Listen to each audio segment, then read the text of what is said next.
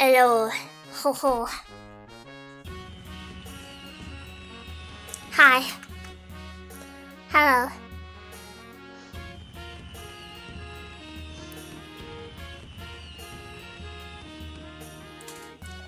Hello. Hello. Hi. Hi Frodo, Nate, hi Bob, hi Shroom, hi Standard, hi Okay, hi. Hi Dance again. Good night. Is it?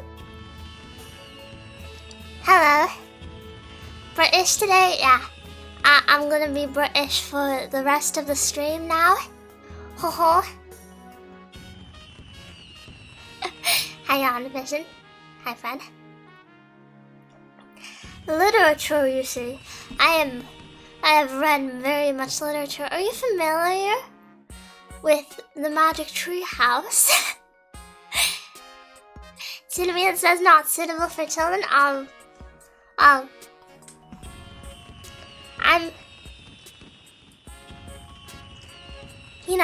not a child, just so you know.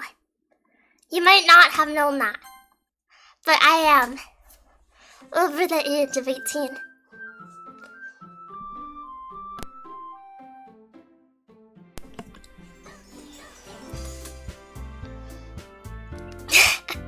Hi Sazerac. I'm not usually very into this game. I think it's okay. I think it's a fine game. I think it serves its purpose.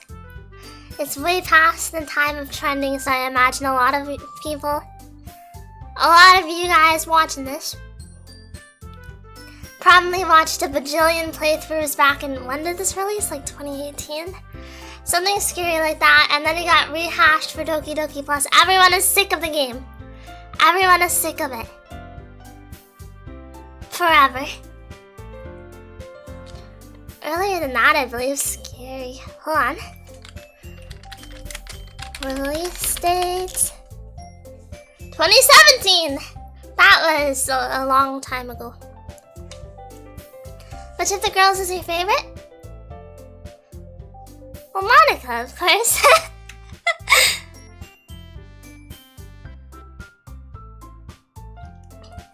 I do love. Chinchilla was still a baby chinchilla? Nah, I think I mean, chinchillas become adults in under a year. So. It was a very brief span of time when I was a baby chinchilla.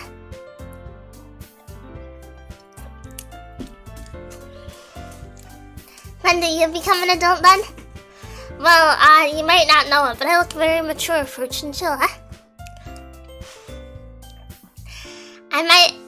I might not look like a regular mature woman in human years, but a chinchilla would see me and I would look like 40 years old. This is true.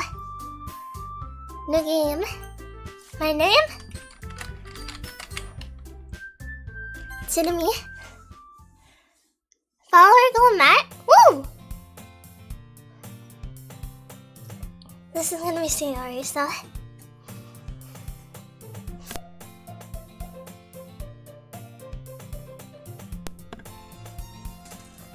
You have streamer mode on, right? Does it have a streamer mode? I don't know, but it can leak. Nothing important, right? Nothing important. Haha. Yeah? Hi, Buy Me Ayanga.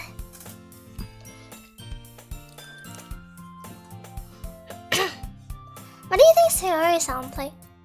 Some people interpret it as a kind of high-pitched voice. Some people it's more in the middle.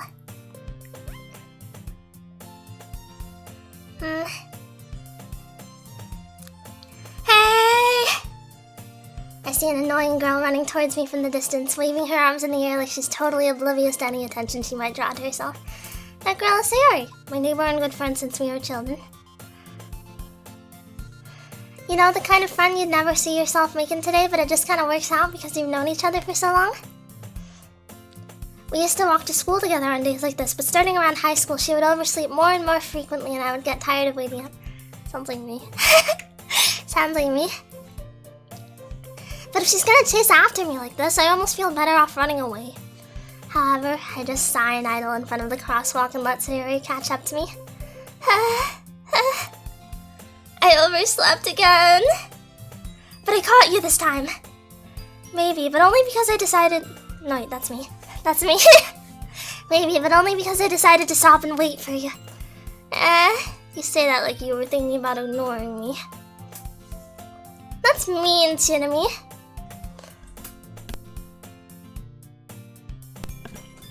Well, if people stare at you for acting weird, then I don't want them to think we're a couple or something.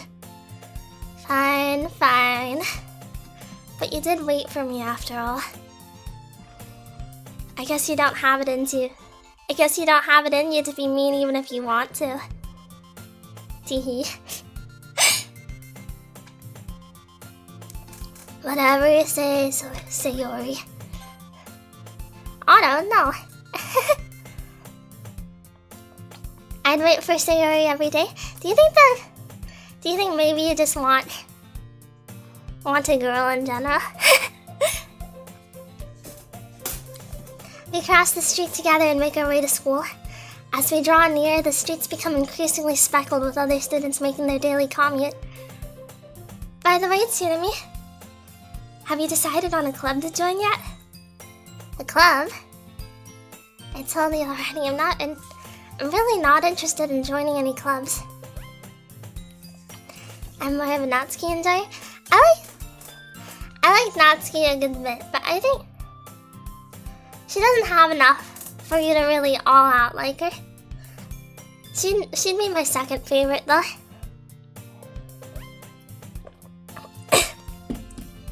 I haven't been looking either. That's not true.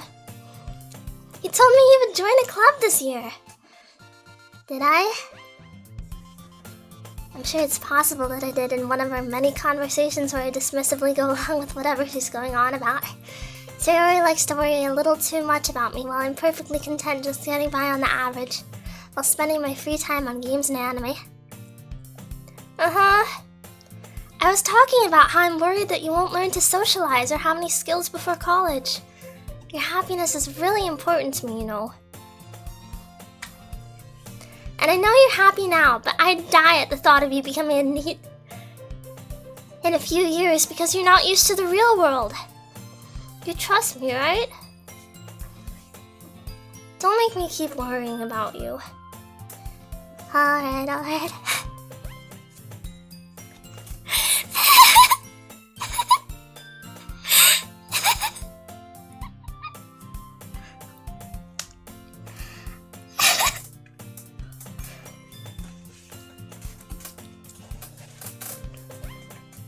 Yeah, a little bit. Hee hee hoo hoo. Hee hee.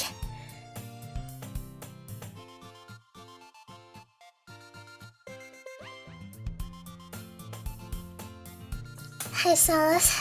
I'll look at a few clubs if it makes you happy. No promises, though. Will you at least promise me you'll try a little? Yeah, I guess I'll promise you that.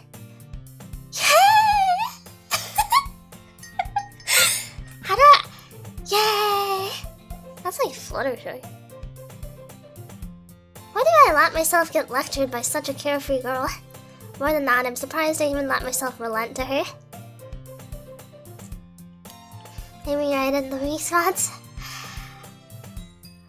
The funny thing is, I was gonna criticize the main character. This main character is just me though, isn't it? I guess seeing her worry so much about me makes me want to ease her mind at least a little bit, even if she does exaggerate everything inside of her head. The school day is as ordinary as ever, and it's over before I know it. It's you vote with friends. Jamie is still going to school. I'm past school age, so it's okay. It's okay. After I pack up my things, I stare blankly at the wall, looking for an ounce of motivation. Clubs. Sayori wants me to check out some clubs. I guess I have no choice but to start with the anime club. Hello? Sayori? Yabidi.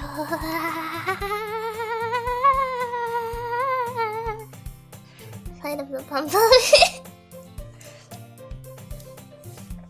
Sayori must have come into the classroom while I was spacing out. I look around and realize that I'm the only one left in the classroom. I thought I'd catch you coming out of the classroom, but I saw you just sitting in here and spacing out, so I came in. Honestly, you're even worse than me sometimes. I'm impressed.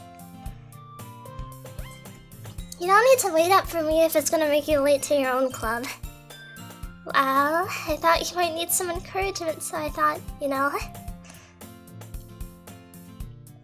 Know what? Well, that you could come to my club.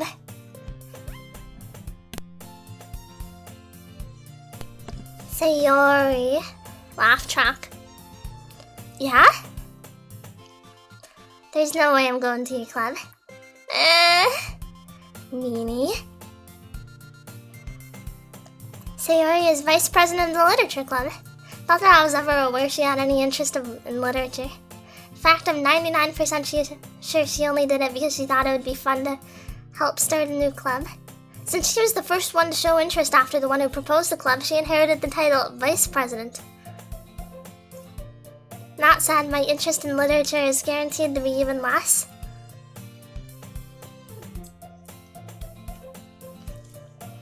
I'm busy. Yeah, I'm going to the anime club. Come on, please. Why do you care so much anyway? Well, I kind of told the club yesterday I would bring in a new member. And Natsuki made cupcakes and everything. Hi, member. Don't make promises you can't keep. Hey, Tikon, cute outfit gonna become a pro VA? I want to be better at voice acting because it's a fun hobby and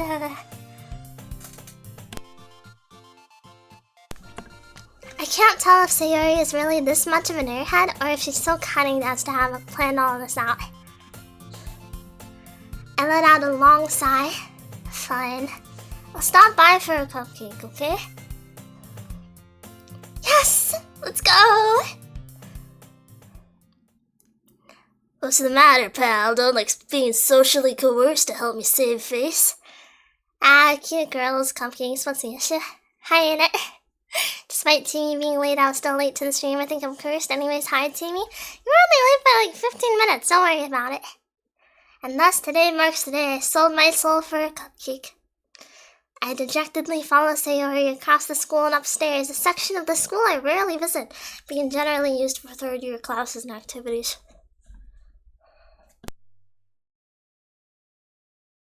Sayori, full of energy, swings open the classroom door. Everyone! The new member is here! I told you, don't call me a new member. Huh? I glance around the room. Welcome to the literature club. It's a pleasure meeting you. Sayori always says nice things about you. Seriously? You brought a boy? Way to kill the atmosphere. Ah, Tsunami! What a nice surprise! Welcome to the club! All words escape me in this situation. This club is full of incredibly cute girls!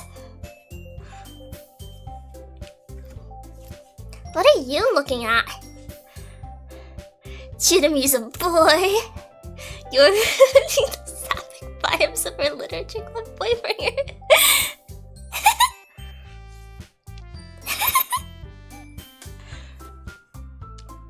This was supposed to be a Yuri, of course. If you want to say something, say it.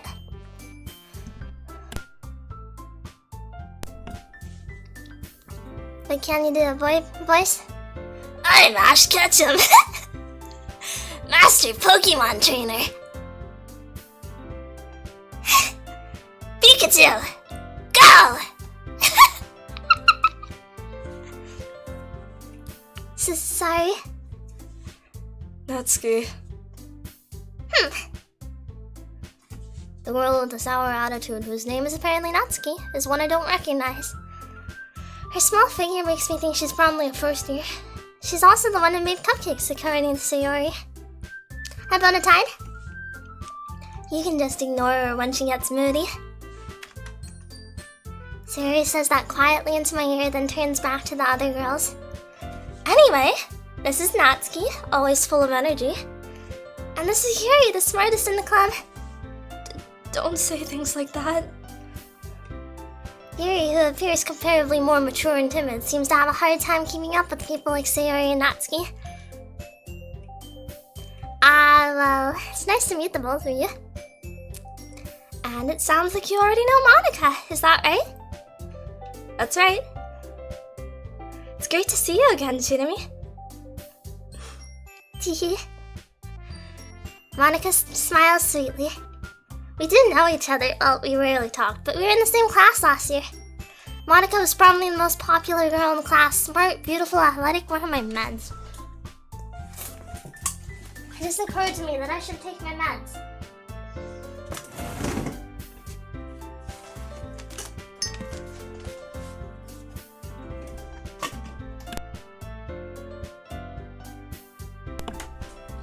Yeah, I don't know where they are.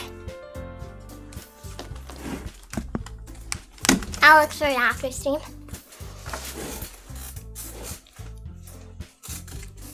Monica was probably the most popular girl in class. Smart, beautiful, athletic. Basically completely out of my league. So having her smile at me genuinely feels a little... You too, Monica? Come sit down, Tsunami. We made room for you at the table so you can sit next to me or Monica.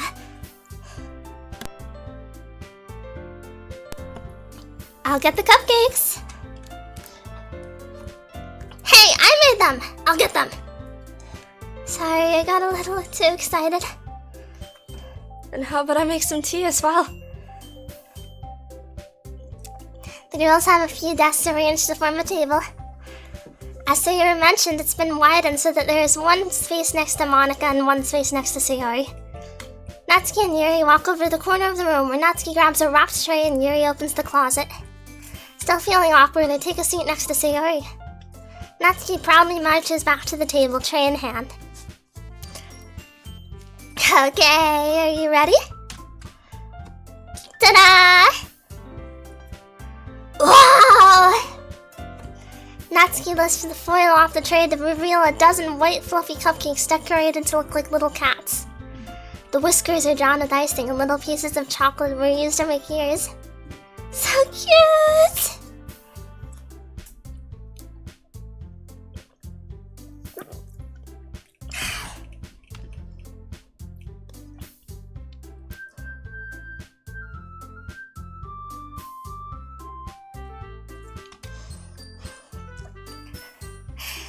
I had no idea you're so good at baking, Natsuki.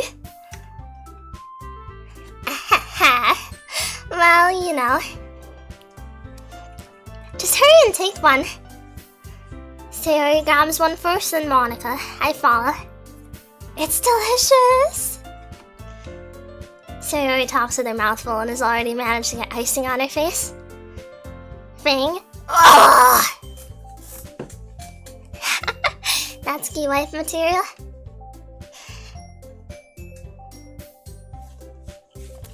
She's my second favorite for a reason. I turn the cupcake around in my fingers, looking for the best angle to take a bite. Natsuki is quiet. Can't help but notice her sneaking glances in my direction. Is she waiting for me to take a bite? I finally bite down. The icing is sweet and full of flavor. I wonder if she made it herself. This is really good. Thank you, Natsuki. Why are you thanking me? It's not like haven't I heard this somewhere before? Made them for you or anything? Huh? I thought you technically did, Sayori said. Well, maybe! But not for, you, dummy! Alright. I give up on Natsuki's weird logic and dismiss the conversation. Yuri returns to the table, carrying a tea set. She carefully places a teacup in front of each of us before setting down the teapot next to the cupcake tray. You keep a whole tea set in this classroom? Don't worry, the teachers gave us permission. No, wait, hold on. Wrong voice. Don't worry, the teachers gave us permission. After all, doesn't a hot cup of tea help you enjoy a good book? I guess. Don't let yourself get intimidated. Yuri's just trying to impress you. That's not... Insulted, Yuri looks away. I meant that, you know... I believe you. Well, tea and reading might not be a pastime for me, but I at least enjoy tea. I'm glad.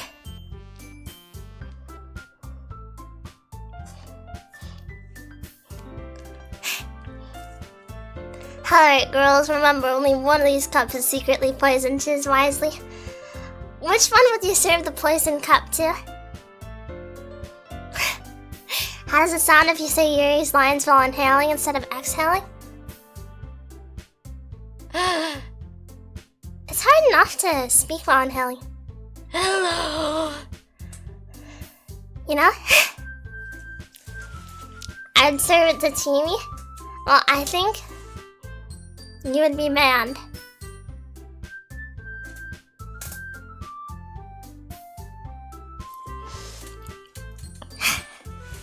The range on these voices? I don't think it's very impressive. I can't go that low. Yuri is about the lowest I can go unless I really... The lowest I can go and still remain palatable. Monica, boo. Monica raises an eyebrow and smiles at me. So what made you consider the literature club? I was afraid of this question. Something tells me I shouldn't tell Monica that I was practically dragged here by Sayori. Well, I haven't joined any clubs yet, and Sayori seemed really happy here, so... That's okay. Don't be embarrassed. We'll make sure you feel right at home, okay? As president of the literature club, it's my duty to make the club fun and exciting for everyone.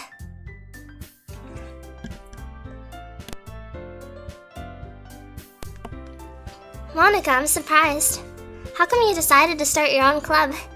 You could probably be a board member for any of the major clubs. Weren't you a leader of the debate club last year? Well, you know. To be honest, I can't stand all the politics around the major clubs. Feels like nothing but arguing about the budget and publicity and how to prepare for events. I'd much rather take something I personally enjoy and make something special out of it. And if it encourages others to get into literature, then I'm fulfilling that dream. Monica really is a great leader.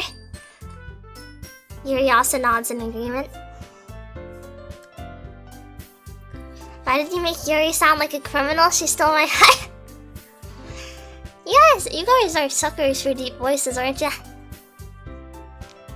Then I'm surprised there aren't more people in the club yet. Must be hard to start a new club. You could put it that way.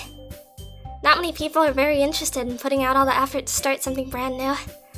Especially when it's something that doesn't grab your attention, like literature. You have to work hard to convince people that you're both fun and worthwhile. It makes school events like the festival that much more important. I'm confident that we can all really grow this club before we graduate. Right, everyone? Yeah! We'll do our best. We'll do our best. You know it! Hi, Sven. Everyone enthusiastically agrees. Such different girls all interested in the same goal.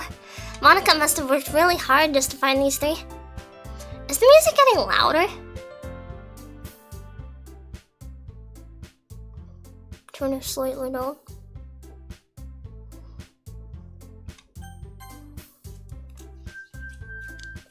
Maybe that's why they were all so delighted by the idea of a new member joining. Though I still don't really know if I can keep up with their level of enthusiasm about literature. So, Chinami, What kind of things do you like to read? Well, considering how little I've read these past few years, I don't really have a good way of answering that. Manga? Hi, Shrek. Super to me, the voice actress? Wanna be a voice actress. I mutter quietly to myself, half joking. Natsuki's head suddenly perks up. Looks like she wants to say something, but she keeps quiet. Not much of a reader, I guess. Well, that can change. What am I saying? I spoke without thinking after seeing Yuri's sad smile. Make it progressively louder? No. No. Anyway, what about you, Yuri? Let's see. Yuri traces the rim of her teacup with her finger. My favorites are usually novels that build deep and complex fantasy worlds. The level of creativity and craftsmanship behind them is amazing to me. And telling a good story in such a foreign world is equally impressive. Yuri goes on, clearly passionate about her reading. She seems so reserved and timid since the moment I walked in, but it's obvious by the way her eyes light up that she finds her comforts in the world of books, not people.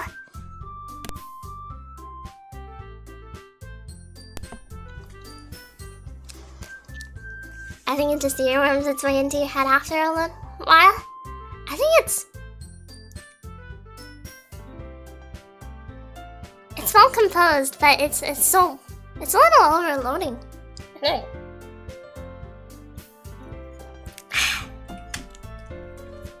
I'm very sweaty. But I like a lot of things. Stories with deep psychological elements usually immerse me as well. Isn't it amazing how a writer can so deliberately take advantage of your own lack of imagination to completely throw you for a loop? Anyway, I've been reading a lot of horror lately. I read a horror book once. I desperately grasped something I can relate to at the minimal level. At this rate, Yuri might as well be having a conversation with a rock. Really? I wouldn't have expected that, Yuri. For someone as gentle as you. I guess you could say that. But if a story makes me think or takes me to another world, then I really can't put it down. Don't you like it when the author treats you like an idiot? Aren't girls the best when they're completely... There's a bad word that comes after that I can't say. Hold on. Why is it so hot in here? I want to check on the school thermostat.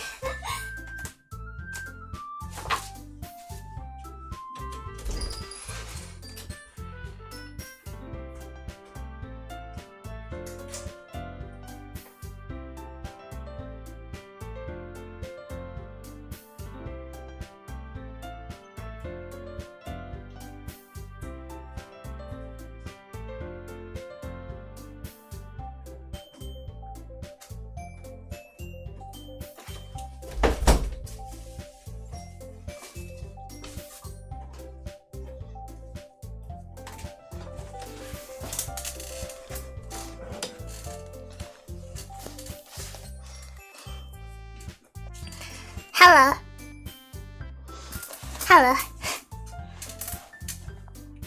Author is tsundere sometimes. He's like, you're such a baka.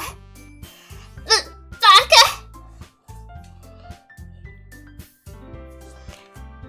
But if a story makes me think or takes me to another world, then I really can't put it down. Surreal horror is often very successful at changing the way you look at the world, if only for a brief moment. I hate horror. Oh? What's that? Well, Natsuki's eyes darted over to me for a split second. Never mind.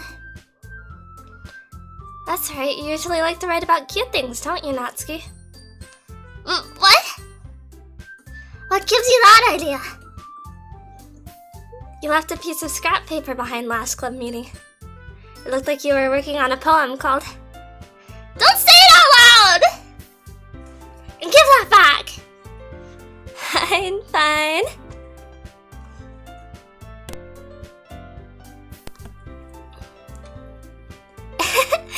your cupcakes, your poems.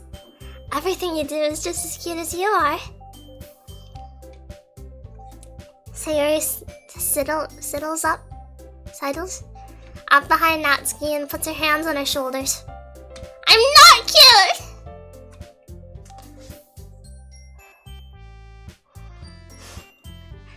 Natsuki, you write your own poems? Well, I guess sometimes. Why do you care?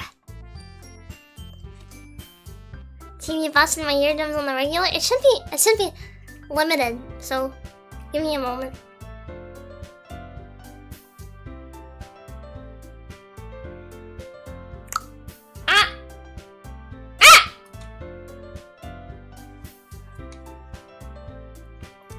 There you go. I think that's impressive. Why don't you share some of them sometime? No. You wouldn't like them. Not a very confident writer yet. Hi, Xenomorphica. I understand how Natsuki feels. Sharing that level of writing takes more than just confidence. The truest form of writing is writing to oneself. You must be willing to open up to your readers, exposing your vulnerabilities and showing even the deepest reaches of your heart. Do you have writing experience too, Yuri? Maybe if you share some of your work, you can set an example and help Natsuki feel comfortable enough to share hers.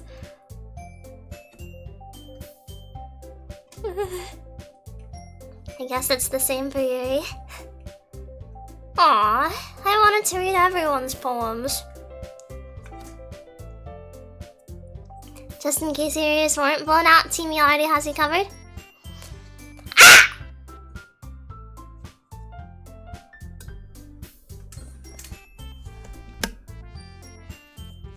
Give me a moment. Where is it? Oh.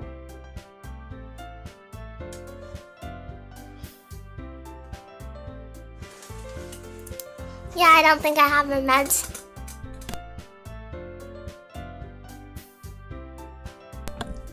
Y'all sit in silence for a moment. Okay, I have an idea, everyone. Huh? Natsuki and Yuri look quizzically at Monica. Let's all go home and write a poem of our own. Then, next time we meet, we'll all share them with each other. That way, everyone is even.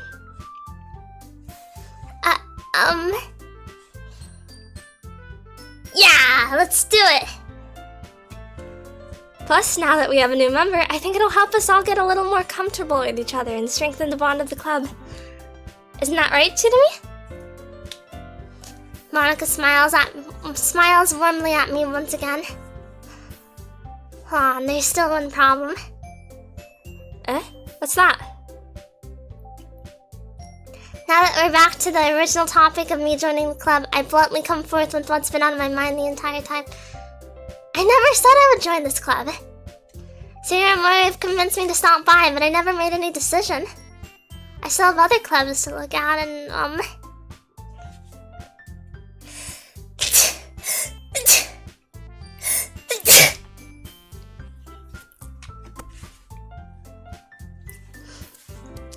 I have no idea where my allergy meds went.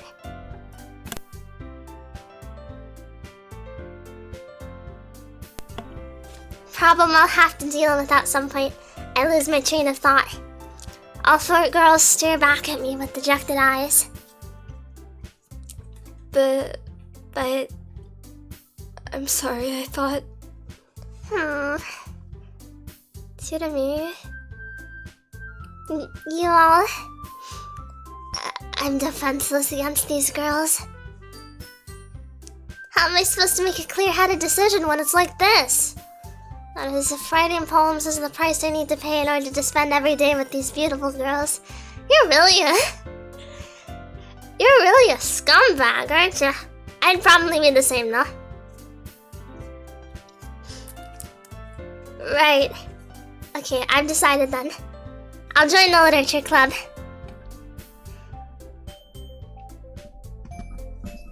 One.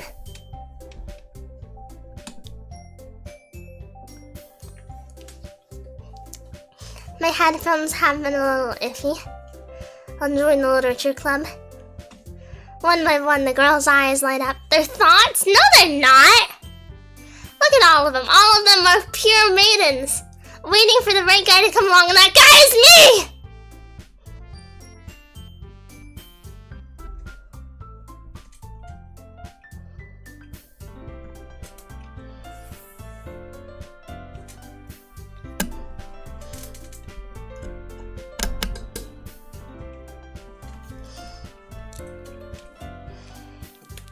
How is it scumbag to want to be around beautiful girls? Should he want to be around ugly girls instead? He's got no self-respect at all. Is this part of the voice acting? Yes, it's called method acting. I'm getting myself into the role. One by one, the girl's eyes light up. Yes! I'm so happy. Sayori wraps her arms around me, jumping up and down. Hey. Really did scare me for a moment. If you really just came for the cupcakes, I would be super pissed. Then that makes it official. Welcome to the literature club. I think so, yes. Okay, everyone. I think with that, we can officially end today's meeting on a good note. Everyone remember tonight's assignment. Write a poem to bring to the next meeting so we can all share. Monica looks over at me once more. You can have all of them, just leave me Yuri, she's best girl. You're not getting any of them. You brute.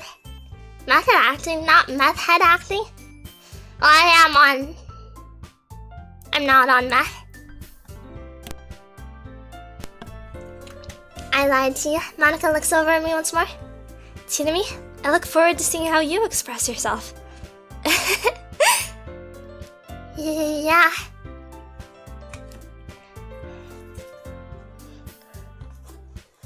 Tsunami is so greedy, she wants all the girls to herself, definitely method acting. Well, you can't have them. I am a pure and innocent maiden of my own. You guys, I bet only half of you were untouched.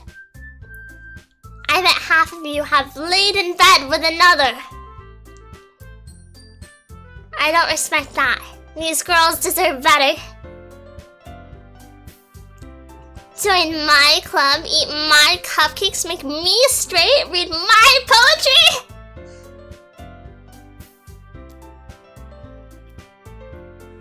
Half teamy flattered teammates? I don't know, I'm assuming.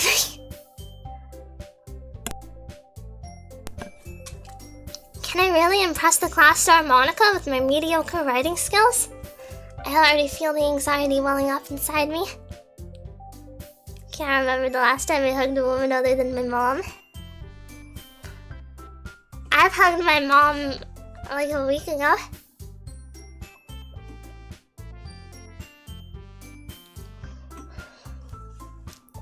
Meanwhile, the girls continue to chit-chat as Yuri and Natsuki clean up their food.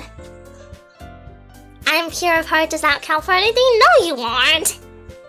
You're a liar! You're just lying! Hey, Tsunami, since we're already here, do you want to walk home together? That's right, Sayori and I never walk home together anymore because she always stayed after school for clubs. Can't remember the last time I've hugged someone's mom? I hugged your mom in bed last night. I've had plenty of chances, I just turned them all down, Bulso. Sure, might as well. Yay! Yay! With that, the two of us depart the club room and make our way home.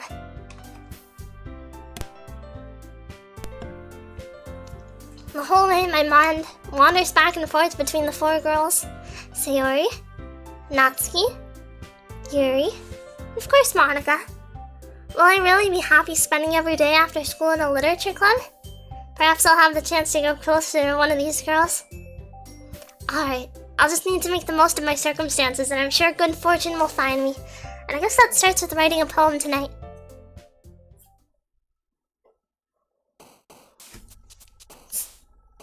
It's time to write a poem. Pick words you think your favorite club member will like. Something good might happen with whoever likes your poem the most.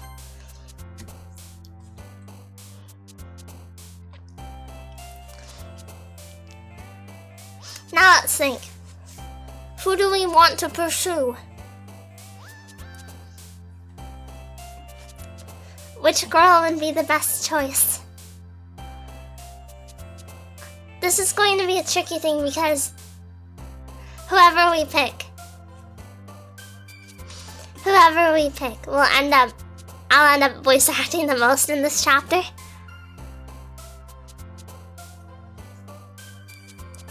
Can I pull? You can make a poll or something. Is that possible? Yuri! Natsuki. Yuri. None of you want Sayori. Nobody likes Sayori.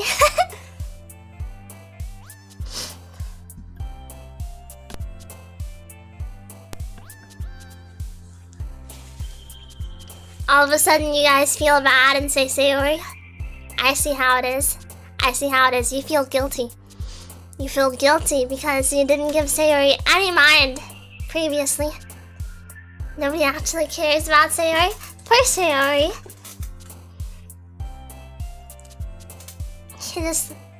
You're really just gonna leave her hanging? Well, we also like Yutsumi. Well, I don't think I have an option in this. I'm gonna pick Sayori because of her bow. I think her bow is a little dorky.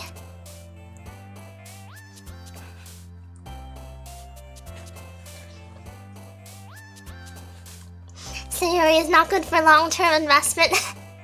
You don't want to get attached. Yeah, she'll be fine. Maybe now I want to be. Maybe now I want to pick Sayori. Maybe now I want to pick her.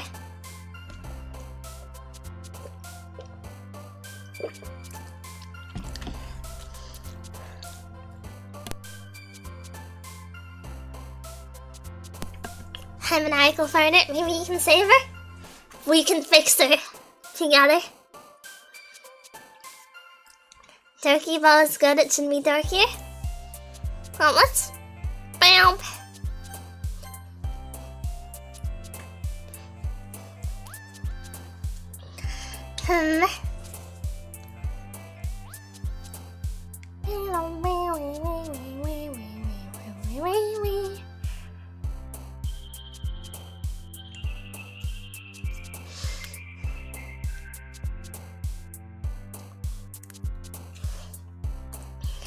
How do we set up a pool?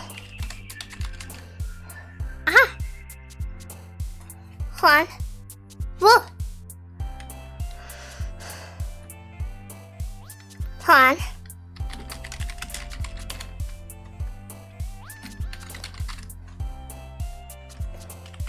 I figured it out.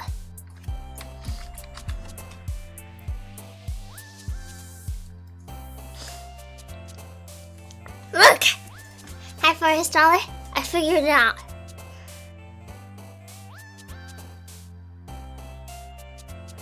Huh, no votes for Yuri, I see?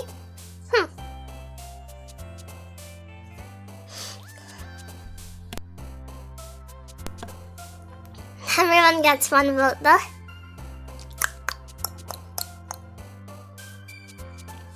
I'll vote with my 2 alts, too. Stop it! Don't bot me.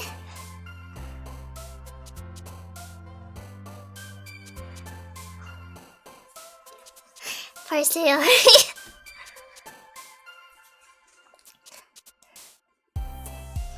Can't spend 50k points to win? Yep. I made it so it's only, you can only vote if you can only vote once. I don't know, how it's looking though, for all of you.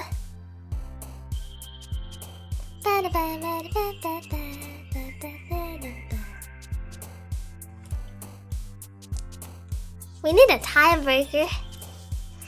But I guess this poll will be around for a bit longer. Natsuki is clearly the fan favorite here. I don't know. Tied with Yuri. I think the only thing clear here is that nobody likes Sayori.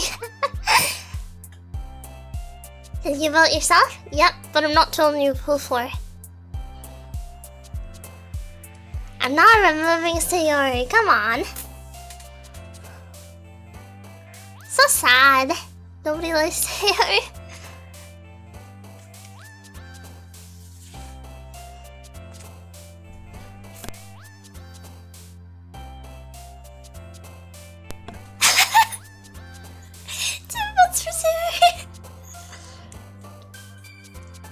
Two votes for Sayori, oh boy. Toss a coin? You know, I'll get a coin out of my urn.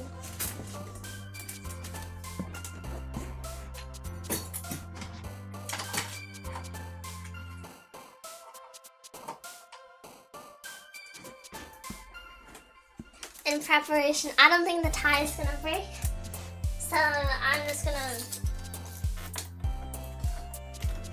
Yeah, this looks like a coin.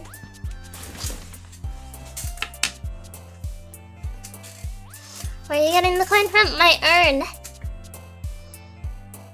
That's an urn that I keep all my change in.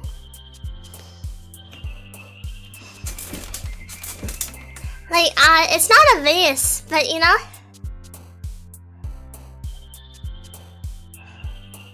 An urn. Another vote for Sayori.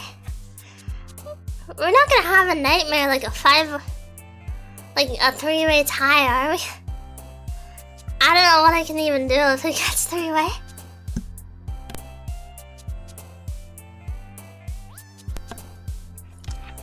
Is it an iron urn? Did you earn the iron urn?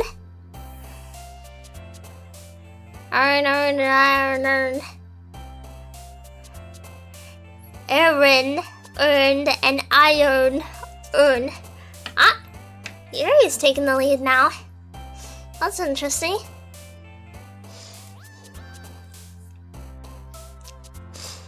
You guys are just big suckers for the deep voice donation, huh? I vote Sayori. I'm the second vote. I have never played this game. Oh, you never played? You might be in for a surprise then. Someone used his alt probably, but I'm not mad at you. I'm not mad at you. You did what you were passionate about.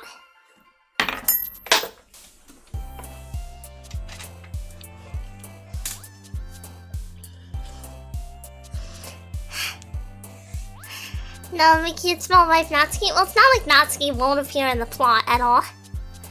And also this has 2 chapters, so in the second chapter we can maybe pursue another girl.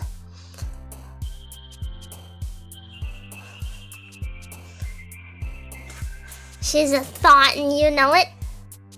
What is wrong with you? You see a cute small girl with a passion for baking and manga, and you think, oh, that sucks so bad. I want a wife with no wiferly skills. Grill yourself. Grill yourself now. Well, that's Yuri. Yuri, I know. Yuri likes the really prosy words. After image. Despise. Incongruent. Eternity. Covet. Infallible. You know?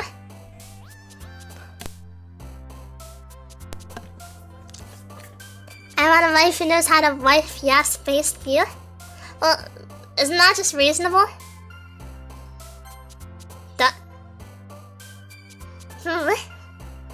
That's probably important.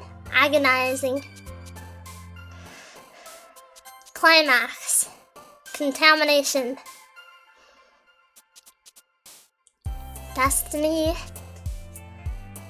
You like fantasy, whoops. Electricity. Massacre. Hi JPZ. I ran a poll on Yuri once, so we're going after Yuri. Melancholy, misfortune.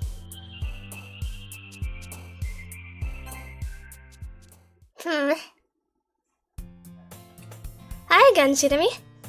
Glad to see you didn't run away on us. Nah, don't worry. This might be a little strange for me, but I at least keep my word. Well, I'm back at the literature club. I was the last to come in, so everyone else is already hanging out. Thanks for keeping your promise, Chidami. I hope this isn't too overwhelming of a commitment for you. Making you dive headfirst into literature when you're not accustomed to it. Oh, come on, like he deserves any slack. Sayuri told me you didn't even want to join any clubs this year. And last year, too.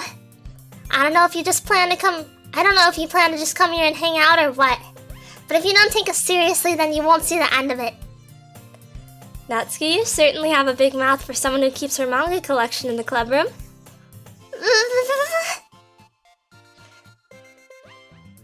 Natsuki finds herself finds herself stuck between saying Monica and manga. Manga is literature! Swiftly defeated, Natsuki plops back into her seat. Don't worry, guys. Chidami always gives it her best as long as she's having fun. He helps me with busy work without me even asking. Like cooking, cleaning my room. How dependable. Sorry, that's because your room is so messy it's distracting. And you almost set your house on fire once. Is that so? You two are really good friends, aren't you? I might be a little jealous. How come? You and Chidami can become good friends too. Sayori? As usual, Sayori seems oblivious to the weird situation she just put me into. Oh, Yuri even brought you something today, you know? Wait, Sayori. Me? Not really. Don't be shy. It's really nothing. What is it? Never mind. Sayori made it sound like it's a big deal when it's really not. What do I do? I'm sorry, Yuri, I wasn't thinking. Guess that means it's up to me to rescue that situation. Hey, don't worry about it. First of all, I wasn't expecting anything in the first place, so any nice gesture from you is a pleasant surprise. It'll make me happy no matter what. Is that so? Yeah, I won't make it a big deal if you don't want it to be. Alright. Well, here. Yuri reaches into her bag and pulls out a book. I didn't want you to feel left out, so I picked out a book that I thought you might enjoy. It's a short read, so it should keep your attention even if you don't usually read. And we could, discuss it if you wanted. How is this girl accidentally being so cute? She even picked out a book she thinks I'll like despite me not reading much. Yuri, thank you, I'll definitely read this. I enthusiastically take the book. Well, you can read it at your own pace. I look forward to hearing what you think. Chan emoji?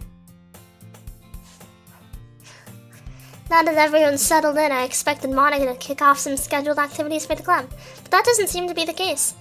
Sayori and Monica are having a cheery conversation in the corner. Yuri's face is already buried in a book. I can't help but notice her intense expression like she was waiting for this chance. Meanwhile, Natsuki is rummaging around in the closet.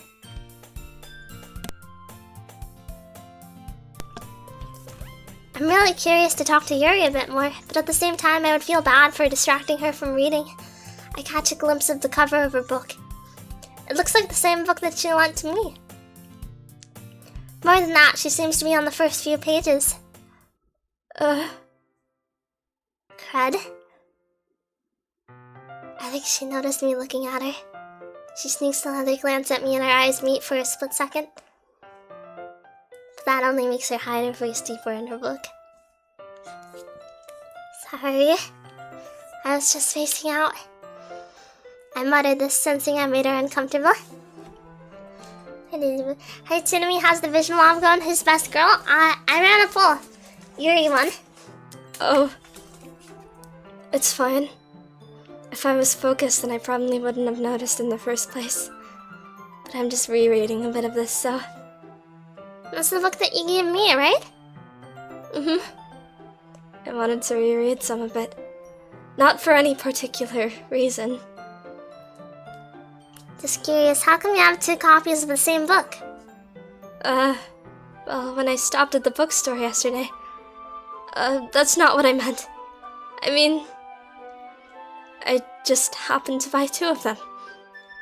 Ah, I see. There's something fairly obvious here that Yuri isn't telling me, but I decide to let it go.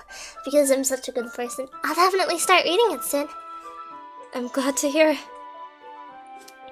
Once it starts to pick up, you might have a hard time putting it down. She probably reads 50 Shades? Nah, she probably, reads really really obnoxious prose. I bet she goes crazy for War and Peace. It's a very engaging and relatable story. Is that so? What's it about, anyway? Well... Yuri closes the books and scans her eyes over the back. The book is titled Portrait of Markov. There's an ominous looking eye symbol on the front cover. Alright. I just wanted to make sure I don't accidentally give anything away. Basically, it's about this girl in high school who moves in with her long-lost younger sister, but as soon as she does, her life gets really strange. She gets targeted by these people who escaped from a human experiment prison, and while her life is in danger, she needs to desperately choose who to trust. No matter what she does, she ends up destroying most of her relationships, and her life starts to fall apart. It's kind of dark, isn't it? Yuri made it sound like it was gonna be a nice story, so the dark turn came from nowhere. She probably reads Goosebumps. Did any of you watch Haunting Hour? I think it was done by the dude behind Goosebumps. Yuri gently giggles all of a sudden. Are you not a fan of that sort of thing, Chitami? No, it's not that. I mean, I can definitely enjoy this kinds of stories, so don't worry. I hope so. No, ye that don't spook me as a kid. Sometimes I think about, there was this really stupid episode about an ice cream truck. This little fat kid gets obsessed with chasing the ice cream truck because he can never catch it. Like, the whole episode revolves around him coming up with increasingly elaborate plans to catch the ice cream truck. And eventually, he steals, like, those car spikes, those tire spikes from the police. Lays them out. He manages to catch up to the ice cream truck. He throws open the doors. There's this really old guy out there. In there. He says, I used to be a little boy like you. You know, I caught the ice cream truck too. The ice cream truck needs souls to operate. Now you will take my place. And the little boy gets trapped in the ice cream truck. Forever after that.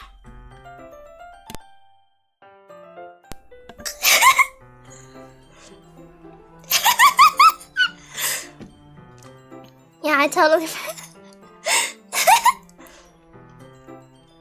Creepypasta story? Nah, it was an episode of The Haunting Hour.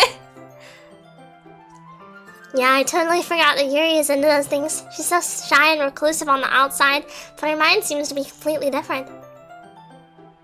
That's the most horrifying thing ever conceived by mankind. H.P. Lovecraft wishes he can make such cosmic horror. This is true. This is true. H.P. Lovecraft who? I bet his cat could write something better than that, though. Hi, Monica Fuzzy. Hello, Miss Mouse. That said, I don't think I've introduced myself to your friends, have I? Monica, the president of the Literature Club. I'm glad you decided to spread the word about my club. I'd like to welcome you. I'm not a mouse. I'm not a mouse.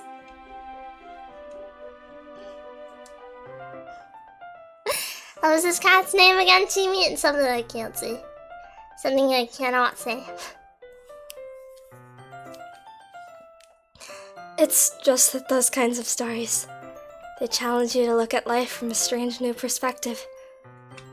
When horrible things happen not just because somebody wants to be evil, but because they have their own goals or their own philosophy that they believe in. Then suddenly, when you thought you related to the protagonist, they're made out to be the naive one for letting their one-sided morals interfere with the villain's plans. I'm rambling, aren't I? Not again. I'm sorry. To me, your streams are a comfy place in an evil world. I cause all of the evil in the world.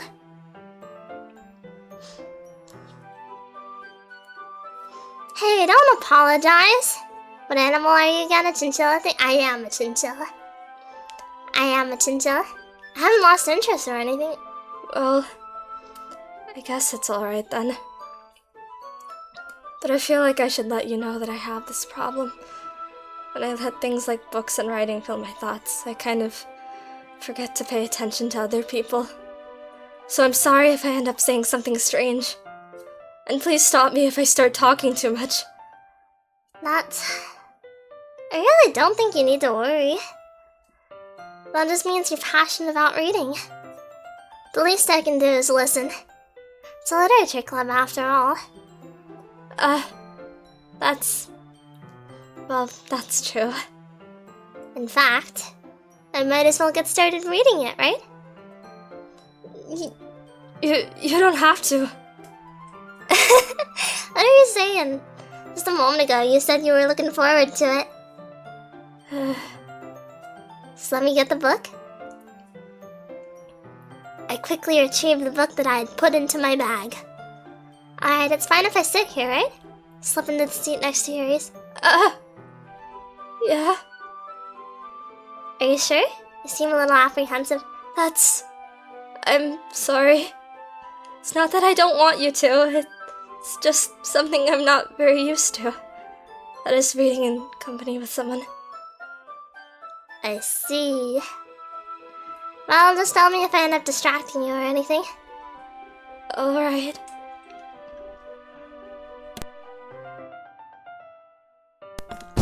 What? I open the book and start the prologue. I soon understand what Yuri means about reading in company. It's as if I can feel her presence over my shoulder as I read. It's not a particularly bad thing. Maybe a little distracting, but the feeling is somewhat comforting. Yuri is in the corner of my eye. I realize that she's not actually looking at her own book. Yuri may be a big dweeb. Yeah. I see a lot of people opt for a high-pitched voice for Yuri. I don't know, I think she's so much better with a low pitch. But I understand where people are coming from. Like the high-pitched yandere trope is very prevalent.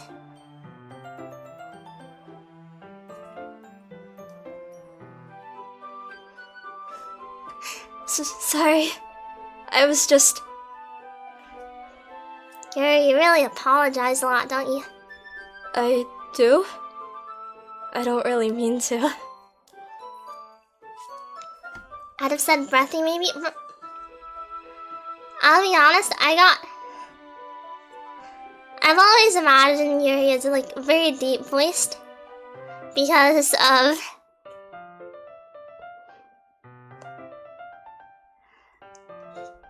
like those versus rap videos. Sorry. I mean... Here, this should work, right? I slide my desk until it's up against Yuri's, then hold my book more between the two of them. There's a Yuri rap video, there's like 20. I wouldn't say a lot of them are okay, are good, but, you know? I suppose so. Yuri timidly closes her own copy. Swallowed and voice seems funny. What does swallowed mean? I don't know. Once we lean in a little bit, our shoulders are almost touching. Feels like my left arm is in the way, so instead I use my right hand to hold the book open. I guess that makes it kind of difficult to turn the page.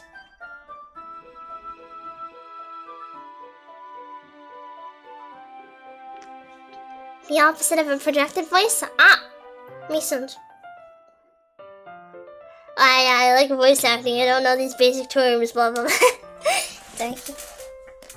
Here.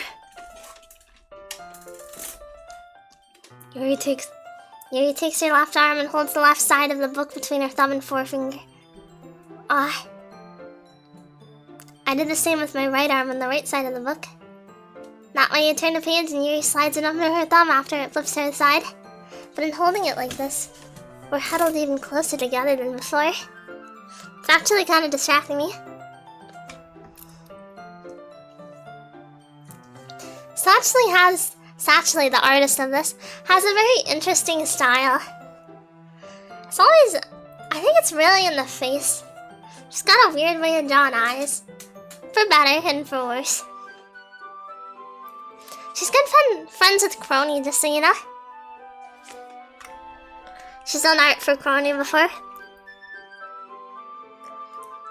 It's as if I can feel the warmth of Yuri's face and she's in the corner of my vision. Are you ready? Eh?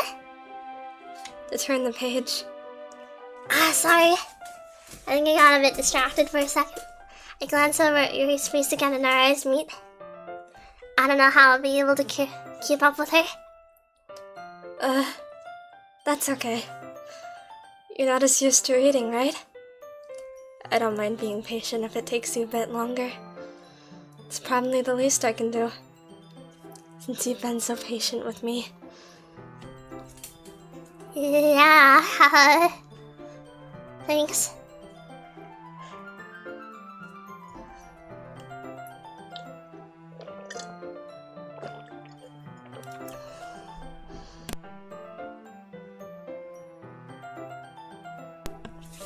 Small world, small world. She's done one of the, she's done a bit of official art, I think namely the one I can actually think of that is true. She did an ASMR. She did art for ASMR screen. We continue reading. Yuri no longer asks me if I'm ready to turn the page. Instead, I just assume that she finishes the page before me, so I turn it by my own volition. We continue the first chapter in silence. Even so, turning each page almost feels like an intimate exchange. My thumb gently letting go of the page, letting it flutter over to her side if she catches it over her own thumb. Hey Yuri. This might be a silly thought, but the main character kind of reminds me of you a little bit. You think so? How does she? Well, I guess she's more blunt in a lot of ways. But she also second guesses all of the things that she says and does. Like she's afraid she'll do something wrong. It's not like I can see into your head or anything. But they're kind of reminiscent of some of your mannerisms.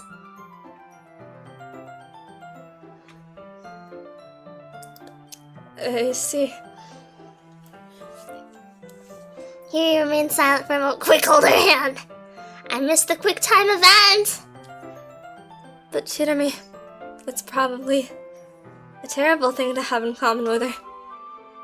It's so embarrassing that you think that. Oh, wait. I didn't mean it in a bad way or anything.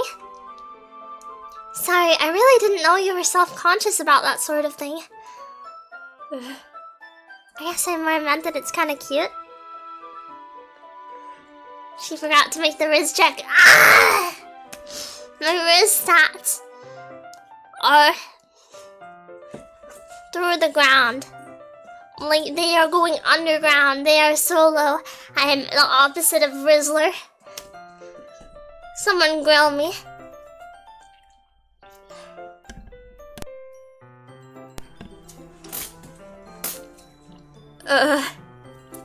What are you saying all of a sudden? Okay, everyone. I think it's about time we share today's poems with each other. We might not have enough time if we wait too long.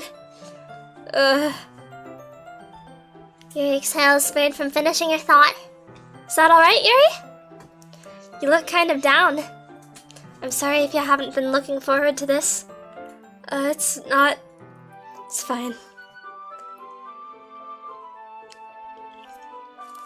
Yuri releases her hand from the book, causing it to close on top of my thumb. Alright, I guess I'll do some more reading tonight. Blocked by Monica, darn. I wish I had Monica instead. Or would you prefer I only read it with you? I guess I don't have too much of a preference either way. In that case, I'll read a little more tonight. It'll be more fun to read with you after it picks up a bit, you know? That's good reasoning. In that case, feel free to finish the first 2 chapters in your own time. Alright. I stand up, I make a mental note of where I left off in the book, then slip it back into my bag. By the way, didn't you remember to write a poem last night? Yeah. My relaxation ends. Can't believe I agreed to do something so embarrassing. I couldn't really find much inspiration since I've never really done this before. Well, now that everyone's ready, why don't you find someone to share it with? I can't wait! Sayori and Monica enthusiastically pull out their poems. Sayori is on a wrinkled sheet of loose leaf torn from a spiral notebook. On the other hand, Monica wrote hers in a composition notebook. I can already see Monica's pristine handwriting from where I sit. Natsuki and Yuri reluctantly complies while reaching into their bags. I do the same myself. Let's save. Return. A little bit of Monica by my side. A little bit of Monica, all I need.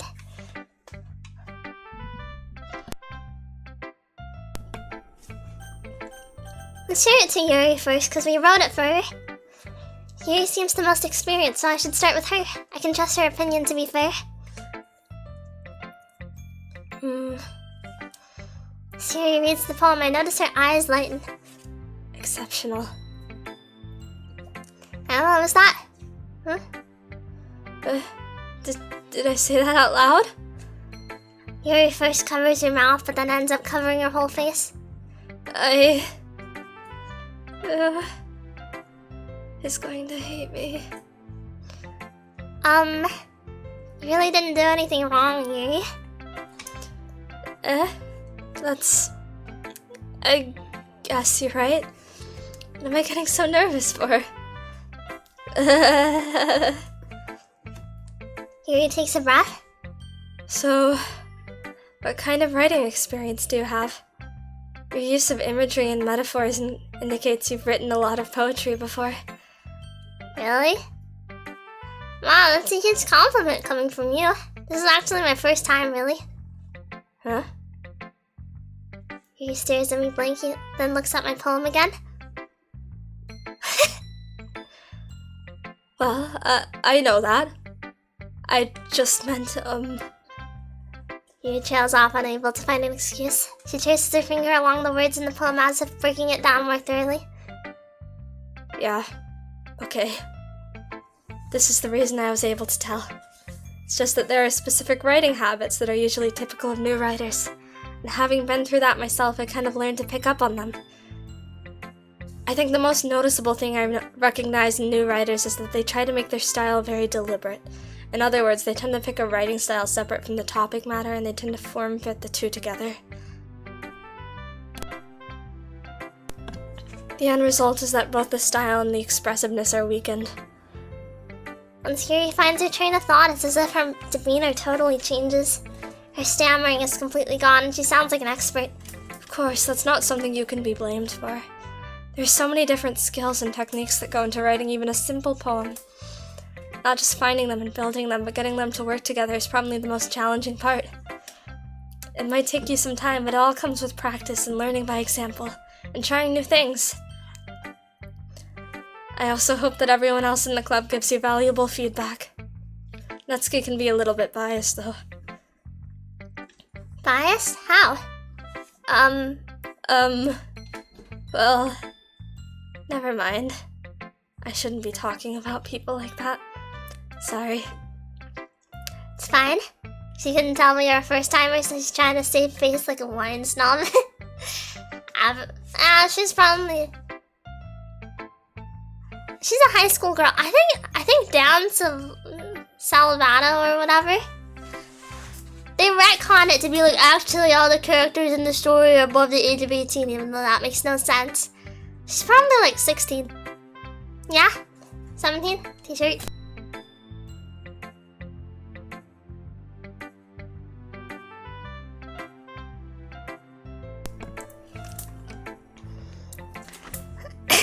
That's why visual novel students go to academies. I mean, I get why you don't want to... I get the issue here. However, doesn't matter. Most of the people playing this are kids anyway.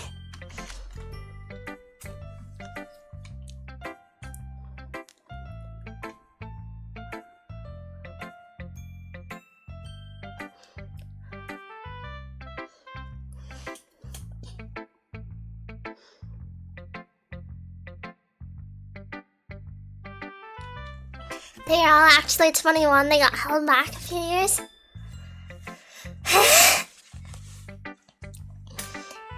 You know, rather than making up, like, getting stupid about that stuff, it's just...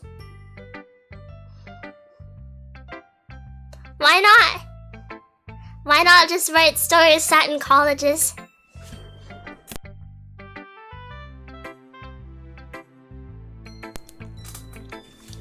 I'm not sure if Yuri is apologizing to herself, to me, or to Natsuki. I'm bleep years old on Ichan. The bleeped out digit is actually 2. She's old enough to drink, she just... Do you mind if I read your poem now? Please do. I'd love to share my thought process behind it. Yuri smiles dreamily as if that's a rare opportunity for her, which itself is kind of funny. After all, isn't this supposed to be a literature club? Ghost under the light. The tendrils of my hair illuminate beneath the amber glow. Fading. It must be the sun. The last remaining streetlight to have withstood the test of time. The last yet to be replaced by the sickening blue-green hue of the future. I bathe. Calm, breathing air of the present, but living in the past. The light flickers. I flicker back.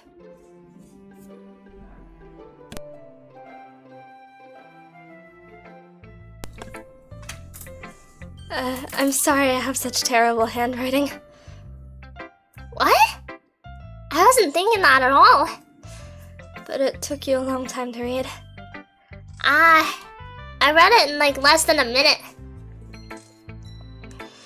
Well, I just don't read script very often. I actually think your handwriting is pretty. That's a relief. Also, I liked the poem. Even though it's short, it was really descriptive. It wasn't too short? I usually write longer poems. Not at all. I'm really glad you like it, I'll be honest. Since it's our first time sharing, I wanted to write something a little more mild. Something easy to digest, I suppose. Are you into ghosts, Yuri? Actually, the story isn't about a ghost at all, to me. Really? It's really obviously about the obsolescence of tech. I must have totally missed the point. Well, I suppose you did only glance over it after all. But remember that poets often express their own thoughts, feelings, and experiences in their work. They usually don't do more than tell a simple story or paint a picture. In this case, perhaps the subject of the poem is only being symbolically compared to a ghost, lingering in our last remaining place of comfort, unable to let go of the past, and soon to be left with nothing. MC is kind of stupid. Yeah, they are. I'm not smart, but come on, MC. That's a lot more solemn putting it that way. I hadn't even thought of that. It's impressive. It's nothing really. Yours was impressive too, so... Nah, if anything, I could probably learn a thing or two from you. It was just a random sequence of words after all. You think so? Yeah, of course. You know, I was really nervous about doing all of this. But in the end, I enjoyed it. I'm going to keep doing my best for you, Tsunami. So intimate, so intimate.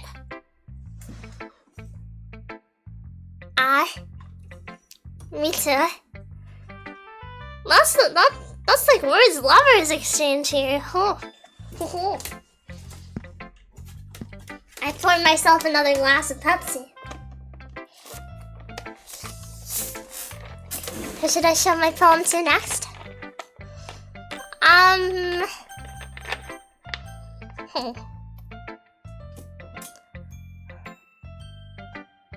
Yuri is stuck by that charisma. I am all-encompassing swag. Monica? Yeah, sure.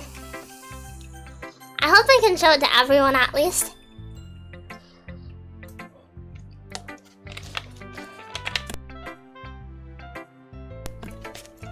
Hi, Tsunami.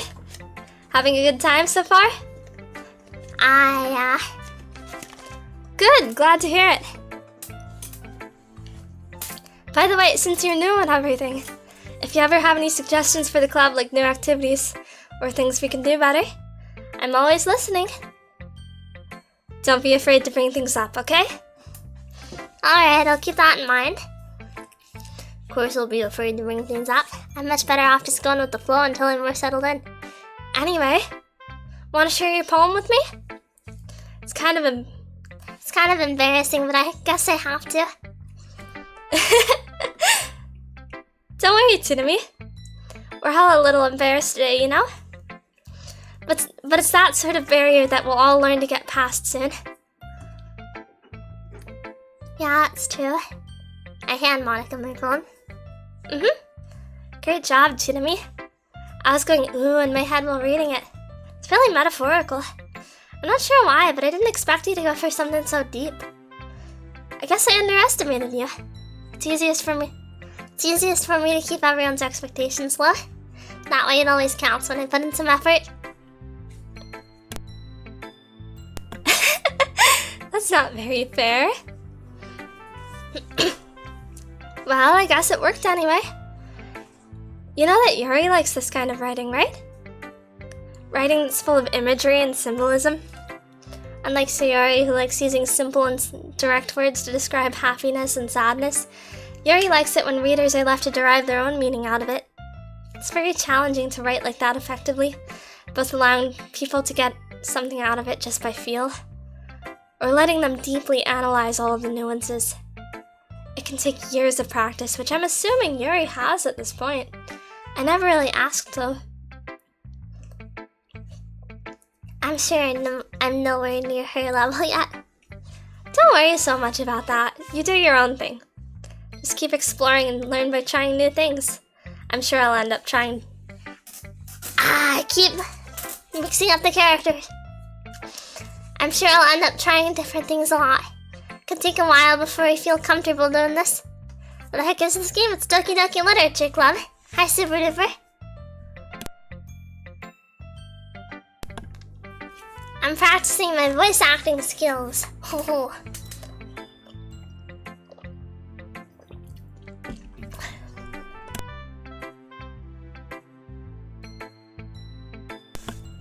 That's okay. I'd love to see you try new things.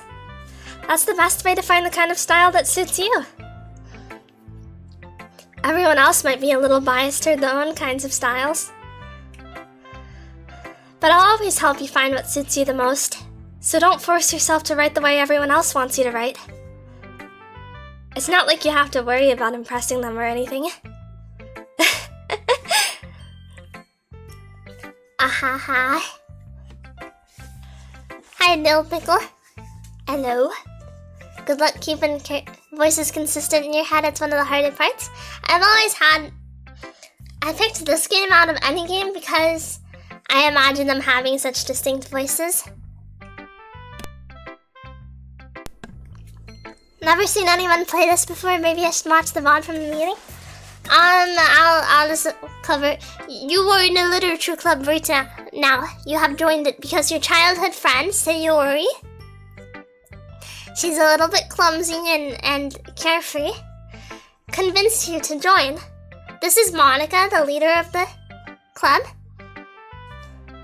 She is out of your league. She's like a perfect athlete, very educated, skilled woman with perfect handwriting and all that. Perfect girl. Perfect girl. There's Yuri, who is the big one.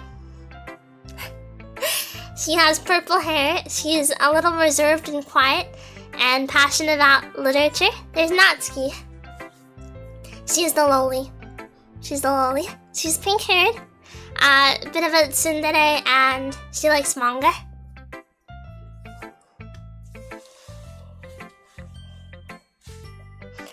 Got this game yesterday and I stayed up till 4 AM playing it.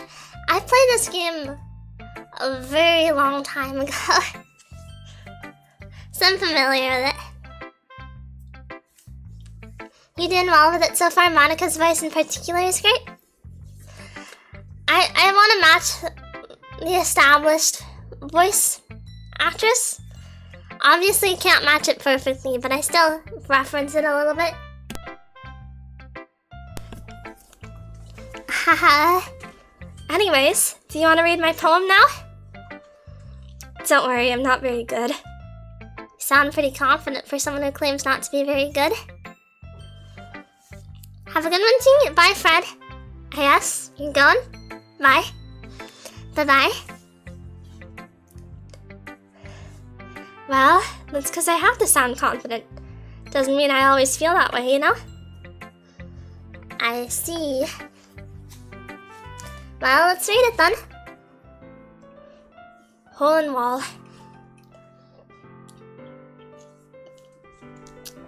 It couldn't have been me. See, the direction the sparkle protrudes. A noisy neighbor? An angry boyfriend? I'll never know. I wasn't home. I peer inside for a clue. No, I can't see. I reel blind like a film left out in the sun. But it's too late. My retina's already scorched with a permanent copy of the meaningless image. It's just a little hole. It wasn't too bright. It was too deep, stretching forever into everything. A hole of infinite choices. I realize now that I wasn't looking in. I was looking out. And he, on the other side, was looking in.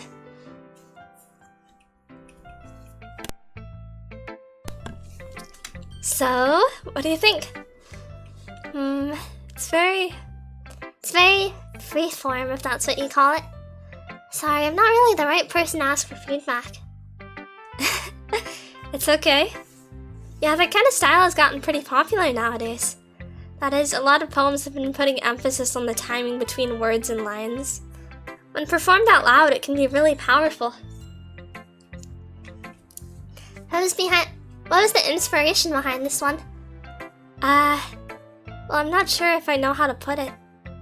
I guess you could say that I had some sort of epiphany recently.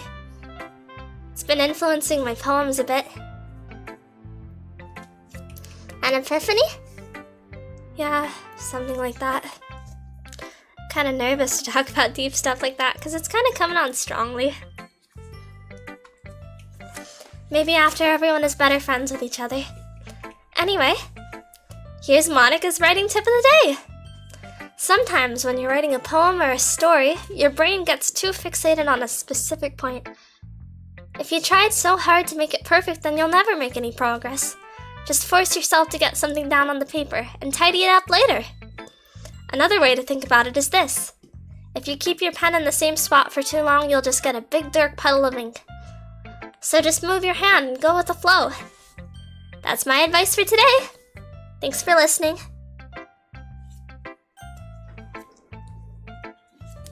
Let's talk to Natsuki.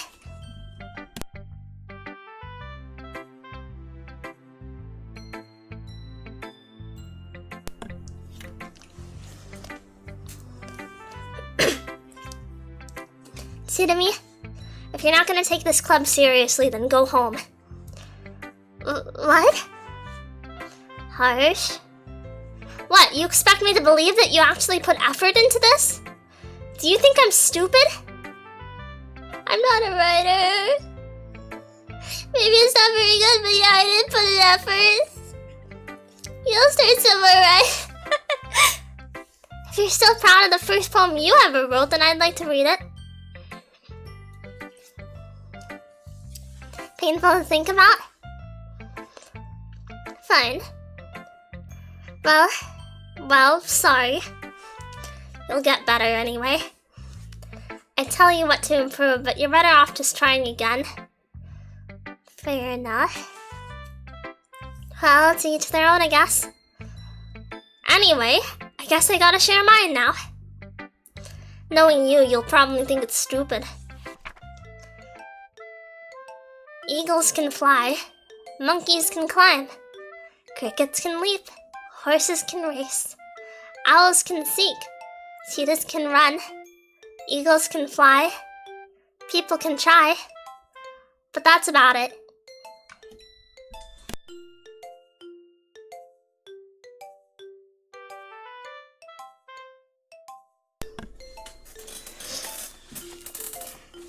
Natsuki has a bit of a similar voice to myself. I think the important thing, I have a kind of very throaty, breathy voice, you know?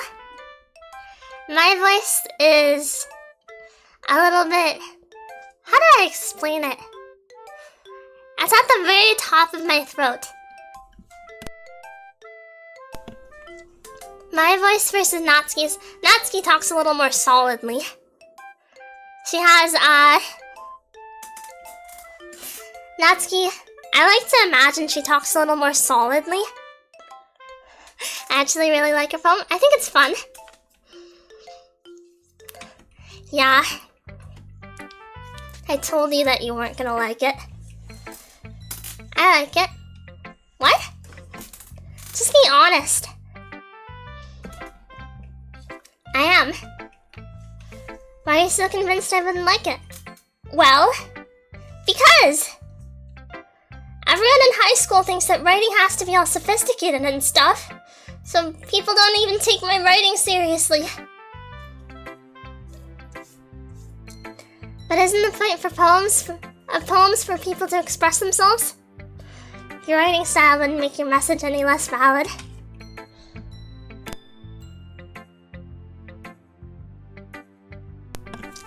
Yes, exactly. I like when it's easy to read, but it hits you hard. Like in this poem. Seeing everyone around you do great things can be really disheartening, so I decided to write about it. Yeah, I understand. But the other nice thing about simple writing is that it puts more weight on the wordplay. Like I set up for a rhyme at the end, but then made it fall flat on purpose.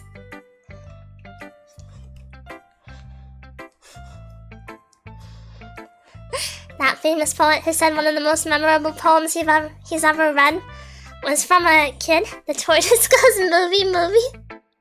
Says that every time he sees a tortoise, he now thinks that.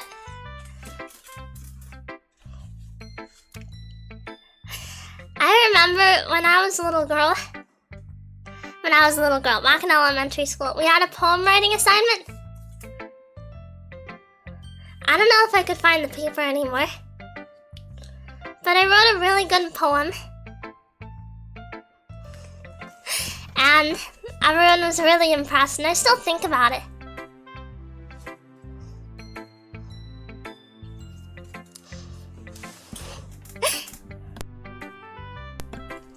They had everyone draw a picture,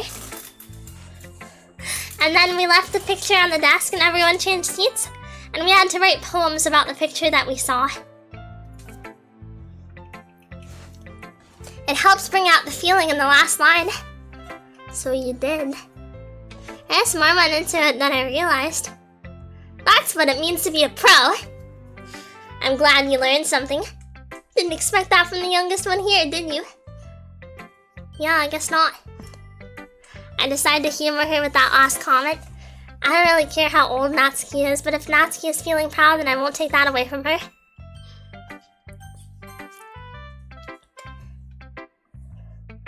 This is a good poem, Tsunami. Are you sure it's your first time?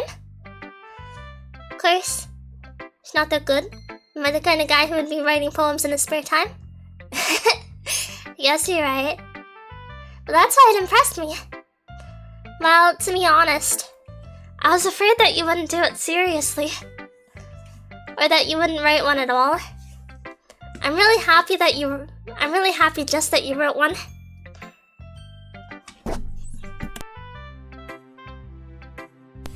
It just reminds me of how you're really a part of the club now. Not to mention the fact I'm standing in front of you in the club room. Sayori looks nice, I like your bow.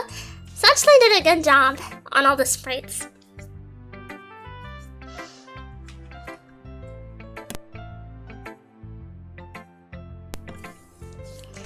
Well, of course. I'm not really into it yet, but that doesn't mean I'll break my promise. Which Doki would see me cosplay of Teamy Doki Doki? I hate to tell you this, but they're all wearing the same outfit. Hey, random Miss Brains.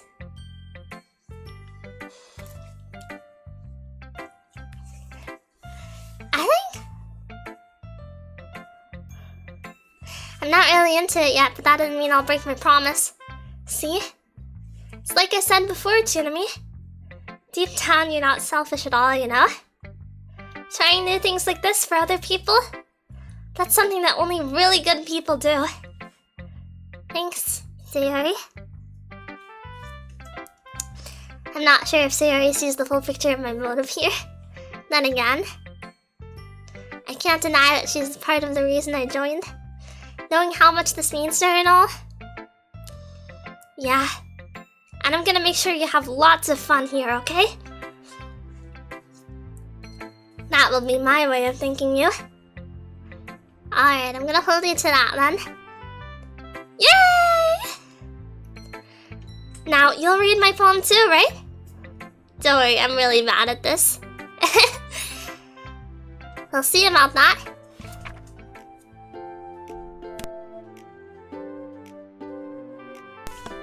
Dear sunshine, the way you glow through my blinds in the morning, it makes me feel like you missed me. Kissing my forehead to help me out of bed, making me rub the sleepy from my eyes. Are you asking me to come out and play? Are you trusting me to wish away a rainy day? I look above, the sky is blue. It's a secret, but I trust you too. If it wasn't for you, I could sleep forever. But I'm not mad. I want breakfast.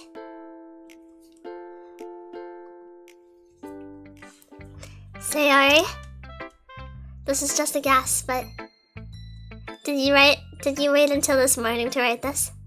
No? Just a little bit?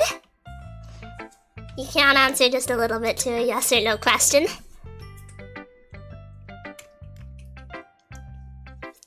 I forgot to do it last night. Well, at least that makes me feel a little better about myself. Don't be mean. I still tried my best. I didn't mean to say that it was a bad poem. It came out nice, or how should I put it? It sounds just like you. Really? Yeah. Especially that last line. I made eggs and toast. Even though you were late to school. It's bad to skip breakfast. I get all cranky. Well, I guess there's no point in arguing. Anyway, thanks for showing me. This is so much fun. Monika's the best.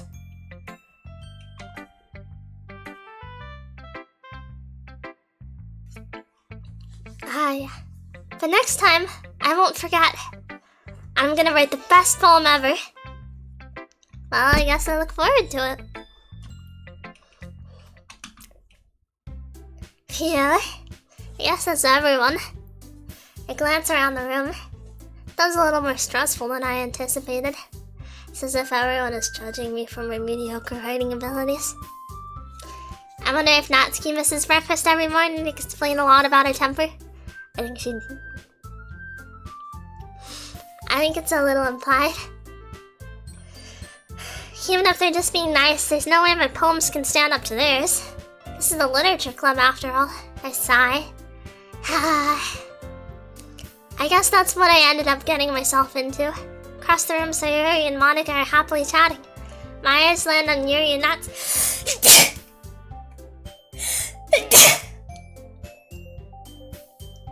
My eyes land on Yuri and Natsuki. They gingerly exchange sheets of paper sharing their respective poems.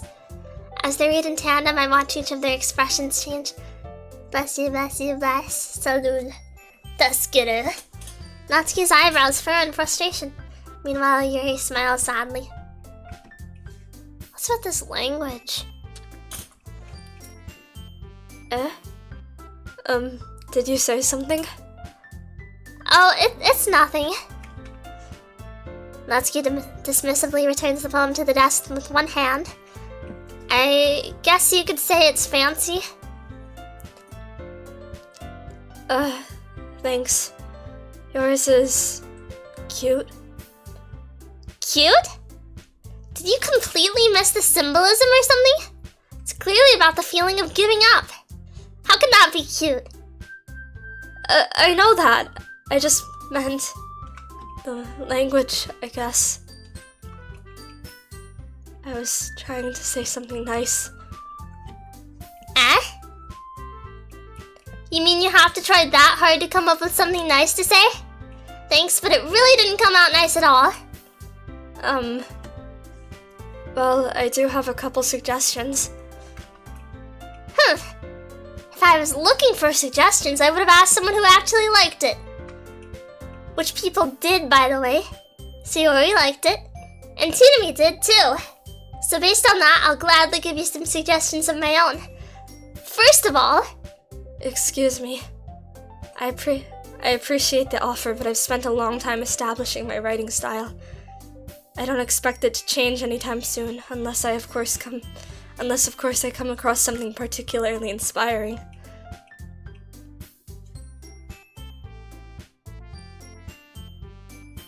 Never sneeze again, it's too scary. That was a terrible fake sneeze. And Shirami liked my poem too, you know. He even told me he was impressed by it. Natsuki suddenly stands up. Oh? I didn't realize you were so invested in trying to impress her new member, Yuri. That's not what I... You're just... Yuri stands up as well. Maybe you're just jealous that Chidami appreciates my advice more than he appreciated yours. Huh? And how do you know you didn't appreciate my advice more? Are you that full of yourself? No. If I was full of myself, I would deliberately go out of my way to make everything I do overly cutesy.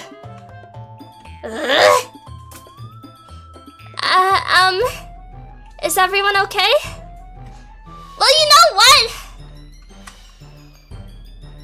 I wasn't the one whose boobs magically grew a size bigger as soon as Tsunami started showing up. Natsuki! Natsuki, that's a little... This doesn't involve you! I don't like fighting, guys. Suddenly, both girls turned towards me as if they just noticed I was standing there. Chidami, she's just trying to make me look bad. That's not true. She started it. If she could get over herself and learn to appreciate that simple writing is more effective, then this wouldn't have happened in the first place. What's the point in making your poems all convoluted for no reason? The meaning should jump out at the reader, not force them to have to figure it out. Help me explain that to her, Tsunami. Wait! There's a reason we have so many deep and expressive words in our language. It's the only way to convey complex feelings and meaning them most effectively. Avoiding them is not only unnecessarily limiting yourself, it's also a waste. You understand that, right, Chinami?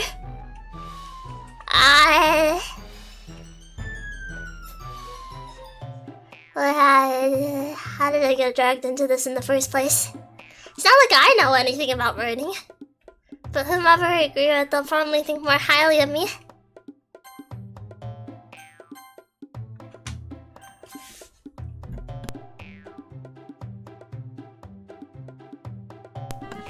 If we're aiming for Yuri, it's probably best to pick Yuri. But I really don't want to hurt Natsuki's feelings, honestly.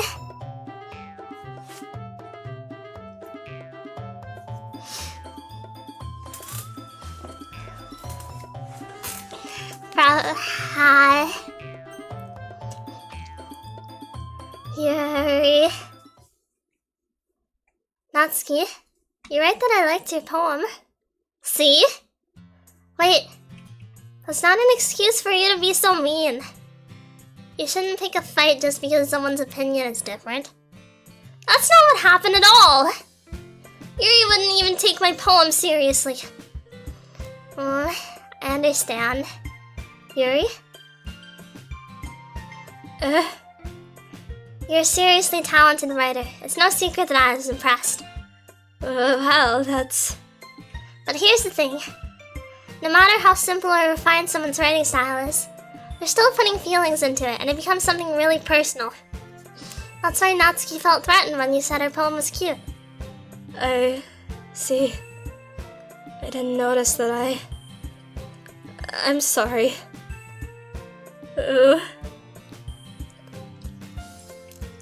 Natsuki, you took it way too far. Yuri means well, and if you just told her how you felt, then this wouldn't have happened in the first place. Are you kidding? That's exactly what I did. It was her that... Natsuki, I think that's enough. You both said some things that you didn't mean. Yuri apologized. Don't you think you should, too?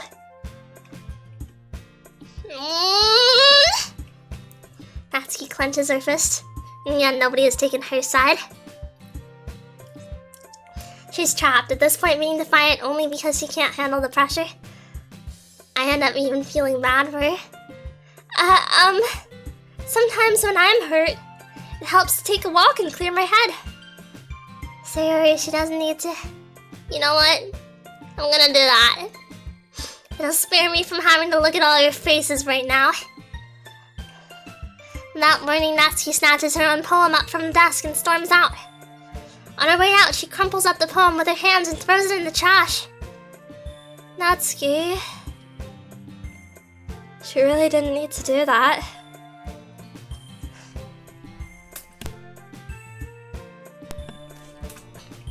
I look across the room. Yuri has her chin buried in her hands while she stares down at her desk. I gingerly approach her and sit in an adjacent chair. Everything alright? I'm so embarrassed. I can't believe I acted like that. You probably hate me now. No, Yuri! How could anyone have not have gotten frustrated after being treated like that? You handled it as well as anyone could. I don't think any less of you. Well... Alright, I believe you. Thanks, Chinami. You're too kind. I'm thankful to have you a part of this club now. It's nothing. One more thing. That one thing that Natsuki said about, I would never do anything so shameful. So... Huh? What thing did Natsuki say? I know what Natsuki said. Well, never mind that. I'm going to make some tea. Good idea. Make it up for more than one person, okay? Yeah. Okay, everyone. It's just about time for us to leave. How did you all feel about sharing poems? It was a lot of fun. Well, I'd say it was worth it. It was alright. Well, mostly. Tsunami, how about you? Yeah, I'd say the same. It was a neat thing to talk about with everyone. Awesome. In that case, we'll do the same thing tomorrow. And maybe you'll learn something from your friends, too. So your poems will turn out even better.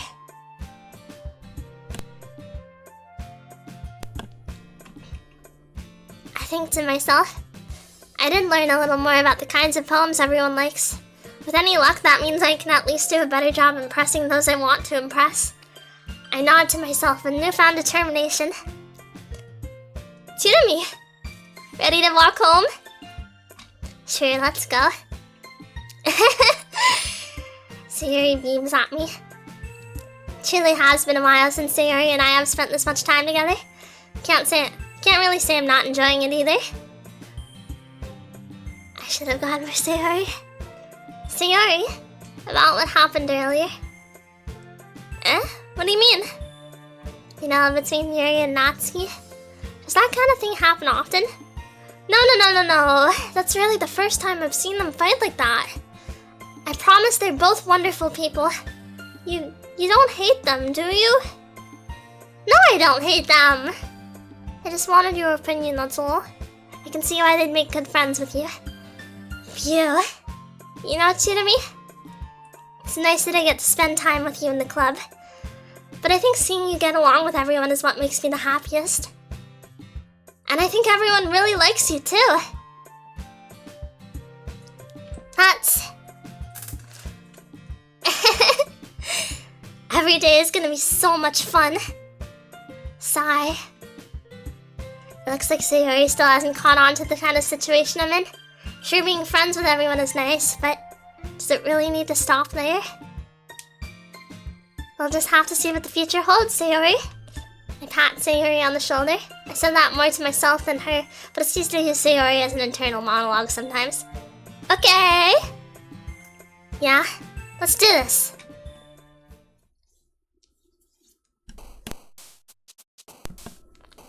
Sayuri does seem like a nice choice, but commit to Yuri. I don't think this game allows a harem ending.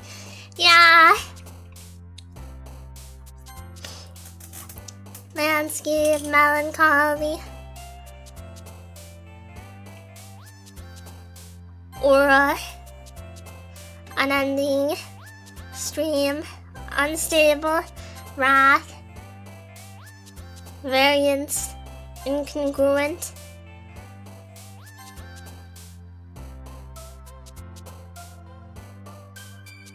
Sayori?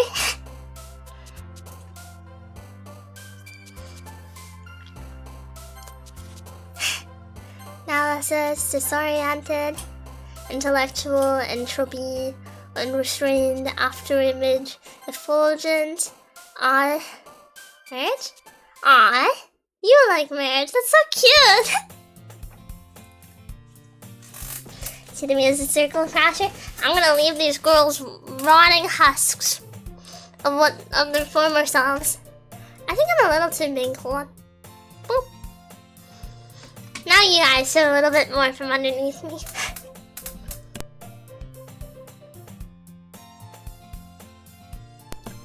Another day passes and it's time for the club meeting already. I've gotten a little more comfortable here over the past couple of days. Entering the club room, the usual scene greets me. Hi, Tsunami! Yo, Sayori. Looks like you're in a good mood today. I'm just still not used to you being in the club, that's all. I see.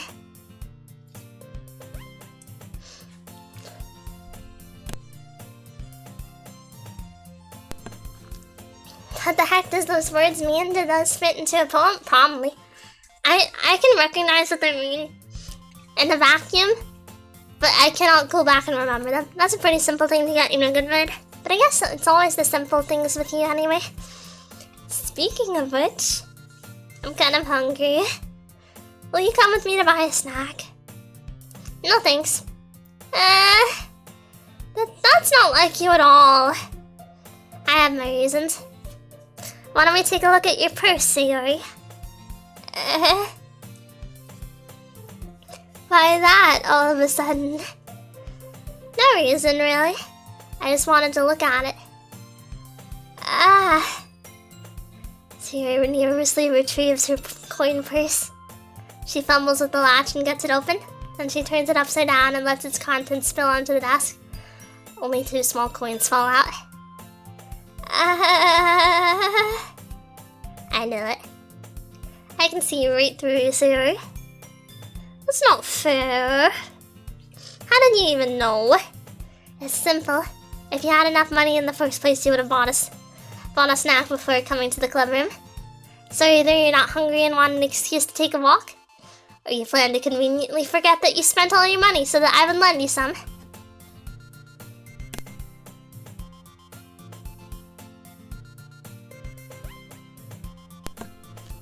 But there's one more thing. You're always hungry. And so that only leaves the one option. Ah! I give up. Don't make me feel guilty! If you feel guilty, that means you deserve to feel guilty. He suddenly giggles. Eh? Notice she was listening in. Her face is in her book as always. I wasn't listening or anything. It was just something in my book. Yuri! Tell Tsunami to let me borrow some money. Don't get me involved like that, Sayori. Besides, you should only buy what you can responsibly afford. And frankly, after pulling a mischievous little stunt like that, your suffering is fair enough retribution.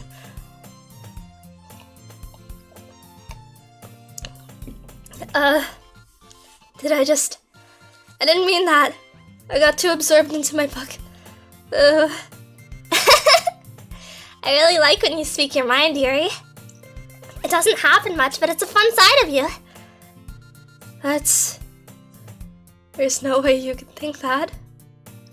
You were right, though. I did something bad, and now I have to accept the revolution. Retribution. That! Still, coming from you, Sayori. I guess there's a little devil inside all of us, isn't there? Don't let her fool you. Sayori knows exactly what she's doing. After all, she told you guys she was bringing me to the club before she even told me. But... you wouldn't have come if it weren't for the cupcakes. So I had to trick Natsuki into making them. Come on, give me more credit than that, Sayori. Wah!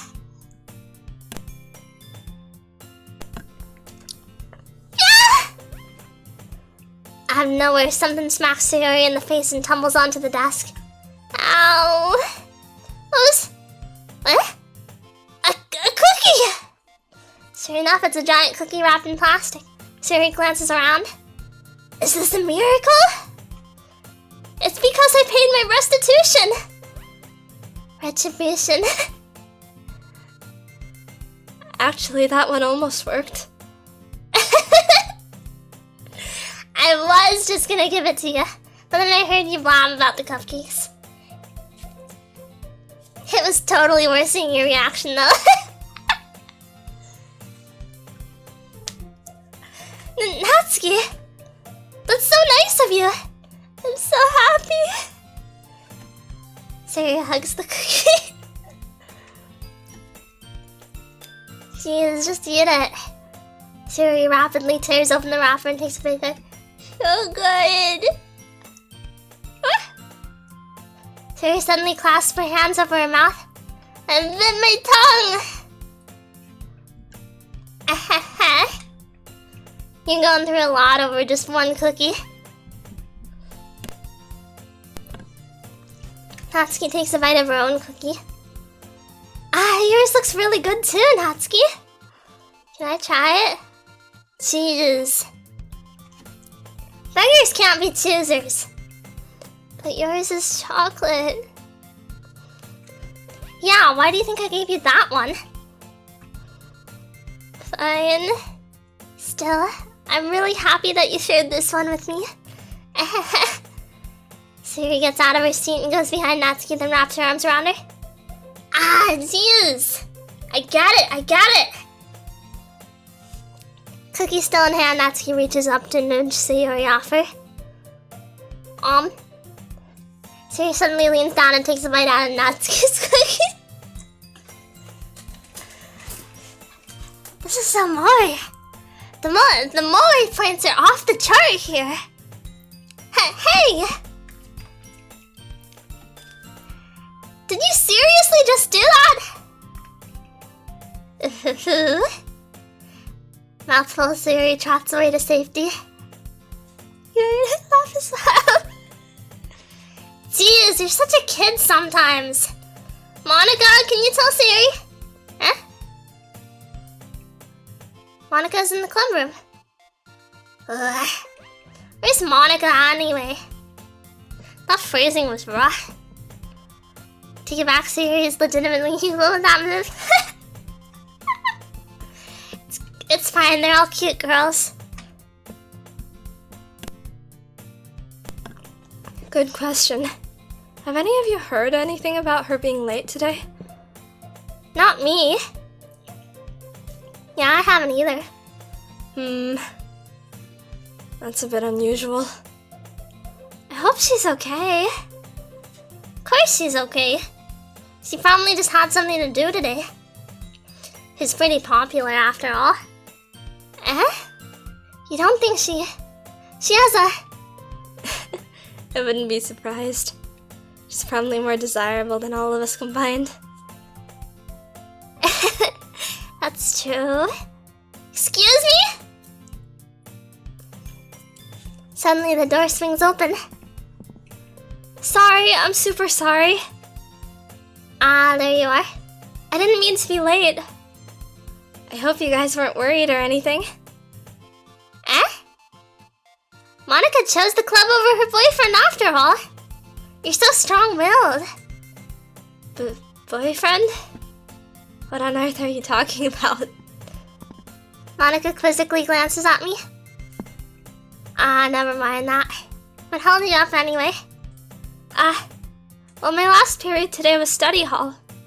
To be honest, I kind of just lost track of time. I never noticed how disheveled Sayori's collar was. It's pretty cute. Look, they all have subtle differences. She also doesn't button her blazer up. Wait, what was she? That makes no sense, though. You would have heard the bell ring at least. I must not have heard it since I was practicing piano. Piano?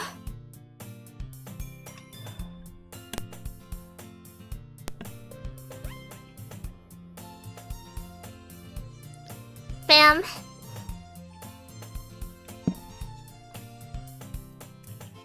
I'm tired of the duties at LC children.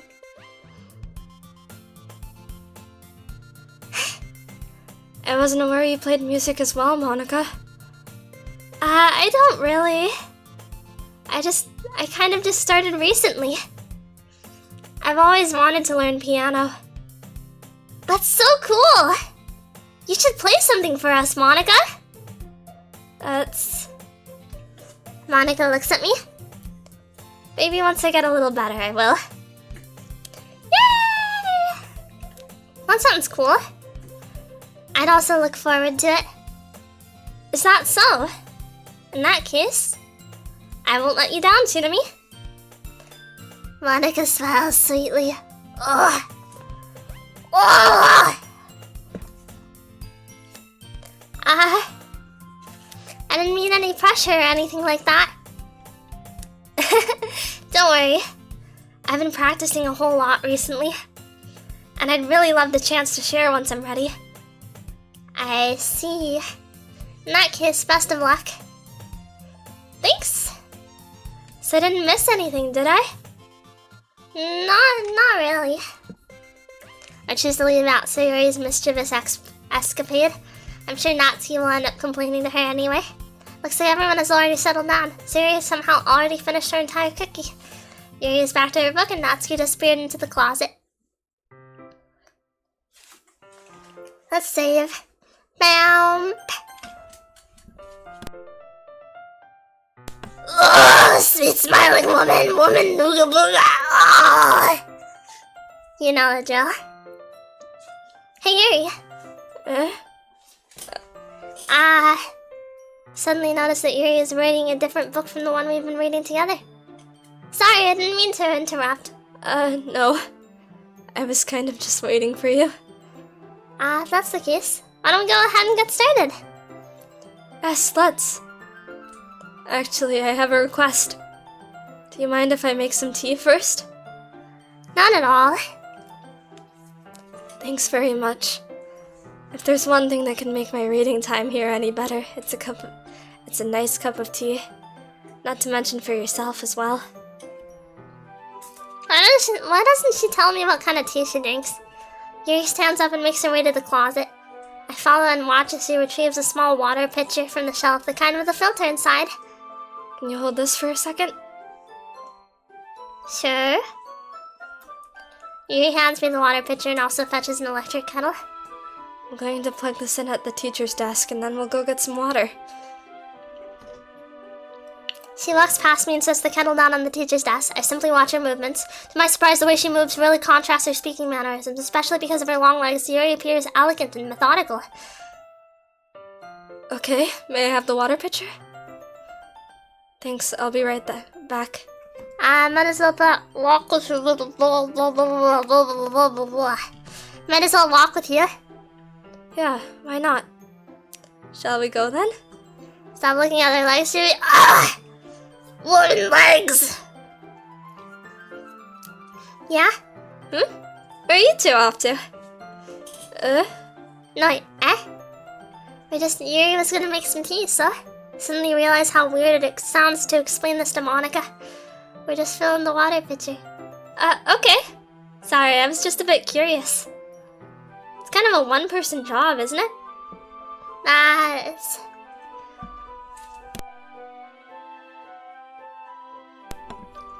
Hi, Yummy Pie. Monica, please mind your own business for once. Or do you want me to tell you there's something wrong with helping involve Chidami in club activities?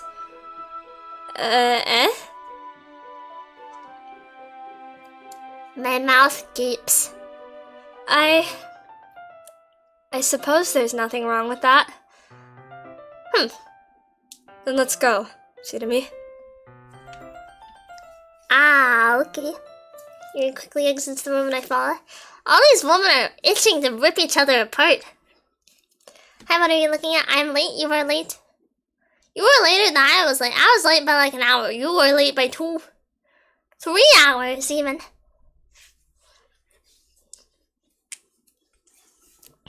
Once in the hallway, she suddenly puts her forehead against the wall. I spoke without thinking. How could I say something like that? Yuri, I'm really bad at doing deep voices. Something about the way she said that. It made me feel so irritated. What's wrong with me? No, Yuri, I think you did the right thing. I wasn't expecting it, but it's also not right for Monica to judge people like that. Chidami, how come even when I do something bad, you're being nice to me? Because nothing that you do is bad and you make it seem in your head. Nobody's perfect. We have emotions and we can't always hide them away.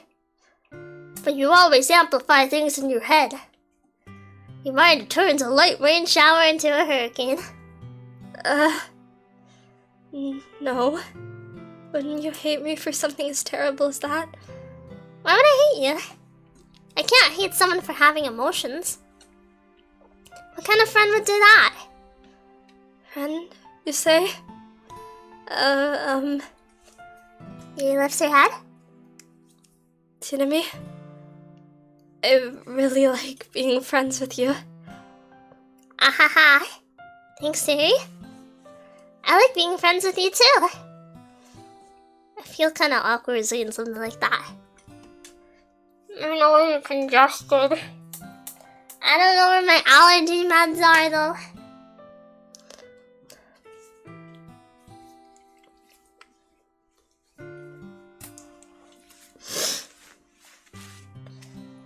I don't know where my meds are. I'm doing my best to help Yuri feel better. Anyway. Yeah. Shall we go? Yeah. Yuri and I walk to the nearest water fountain. Once we fill up the water pitcher, we return to the classroom. Tsunami, do you like oolong tea? I don't. Anything is fine. Very well. Yuri sets the temperature on the kettle to 200 degrees. Now it's time to get the teapot. You really do this properly, don't you?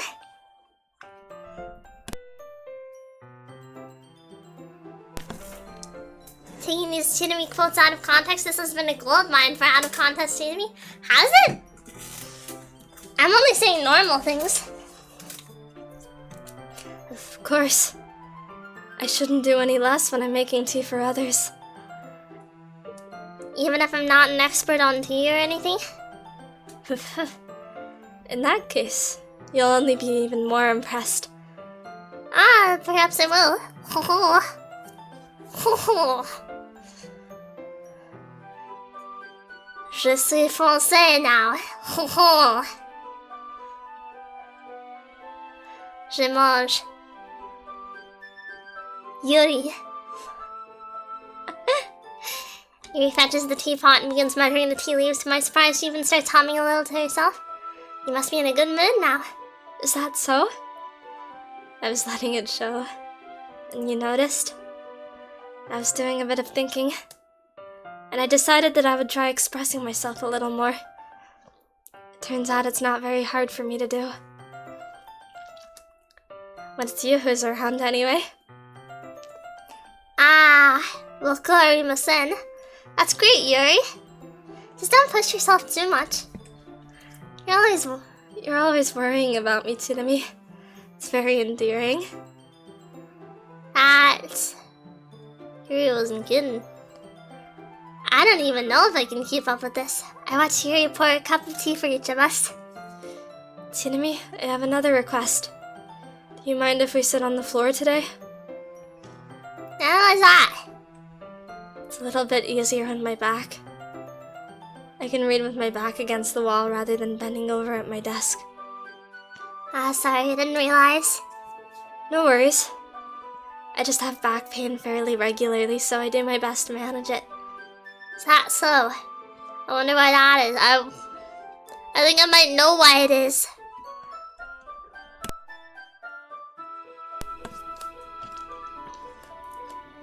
It's most likely because my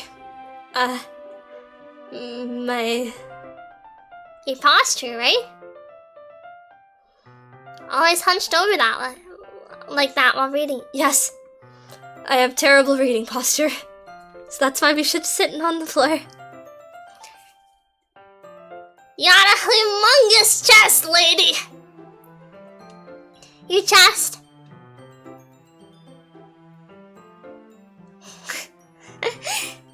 Yay, meeting is over. I can get back to enjoying the super TV, eh?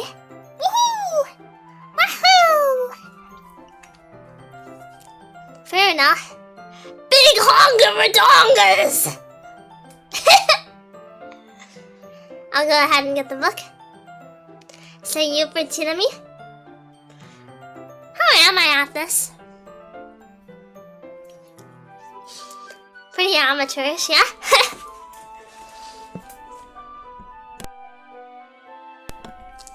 Bag of small chocolate candies that I kept hidden from Sayuri's candy radar.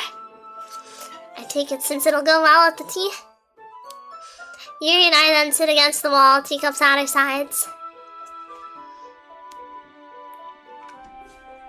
Snowy, you didn't do some rehearsal? I overslept.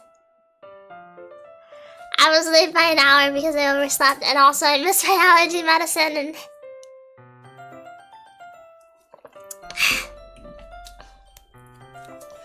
As if in sync, we assumed the same reading position as last time, each holding one half of the book, except this time, our bodies are even closer to each other. I can't see too well. Yuri slides closer until our shoulders are touching.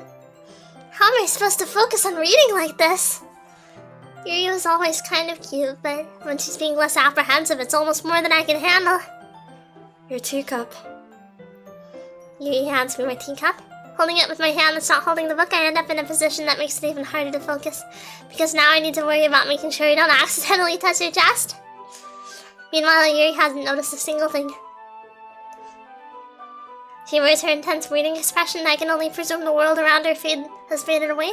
I use all my willpower to focus on reading, instead of her huge honka bazongas! After a few minutes, I finally managed to relax a little. I put the teacup between my legs and fumble with the chocolate wrapper. Sorry. I briefly let go of the book to finish opening the wrapper. You can have as much as you want.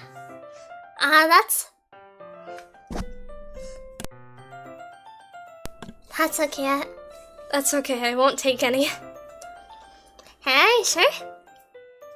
Well, if I touch it, then I might get smudges on the pages. You're right. I didn't even think about that. Did someone mention huge bazongas I'm in? Huge! Huge honka-badonkas. Honkin'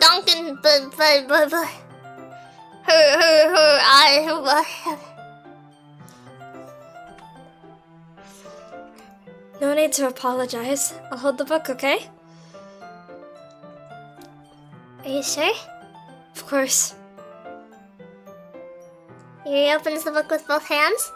She holds it so that I don't have any harder of a time reading from it. Nice CG. But as a result, her left arm is practically resting on top of my leg. Well, in that case, Yuri's already totally focused on reading again. I take a chocolate candy and pop it into my mouth. Then I take another chocolate, and I hold it up to Yuri. She doesn't even look away from the book. She simply parts her lips as if the situation was completely natural.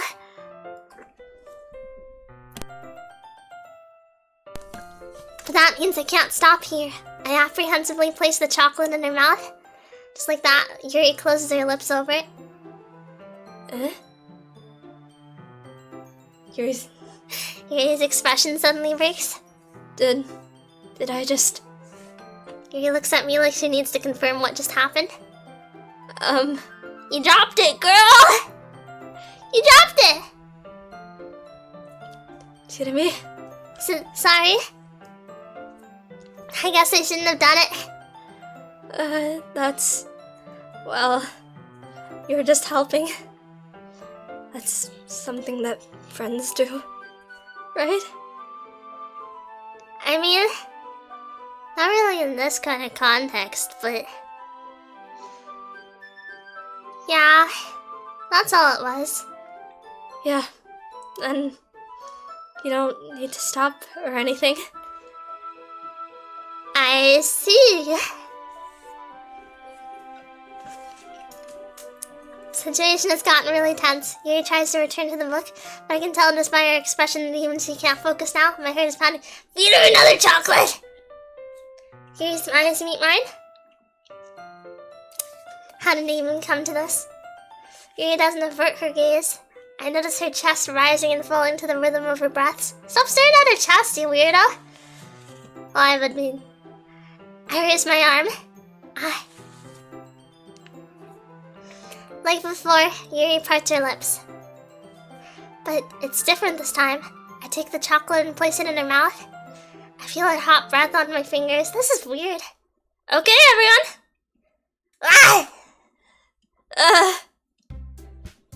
Yuri jolts back. It's time to share poems! Chirumi, you can help Yuri put away the tea stuff, right? Yeah, of course. Okay, thanks. Spell is abruptly broken. I'll take care of the cups. Yeah. Yuri picks up the teacups from the floor. I pick up the bag of chocolates. In the end, we hastily clean up without so much as a word between us. I have the feeling this is something neither of us will have the courage to bring up. Who should I show my poem to first? I wonder.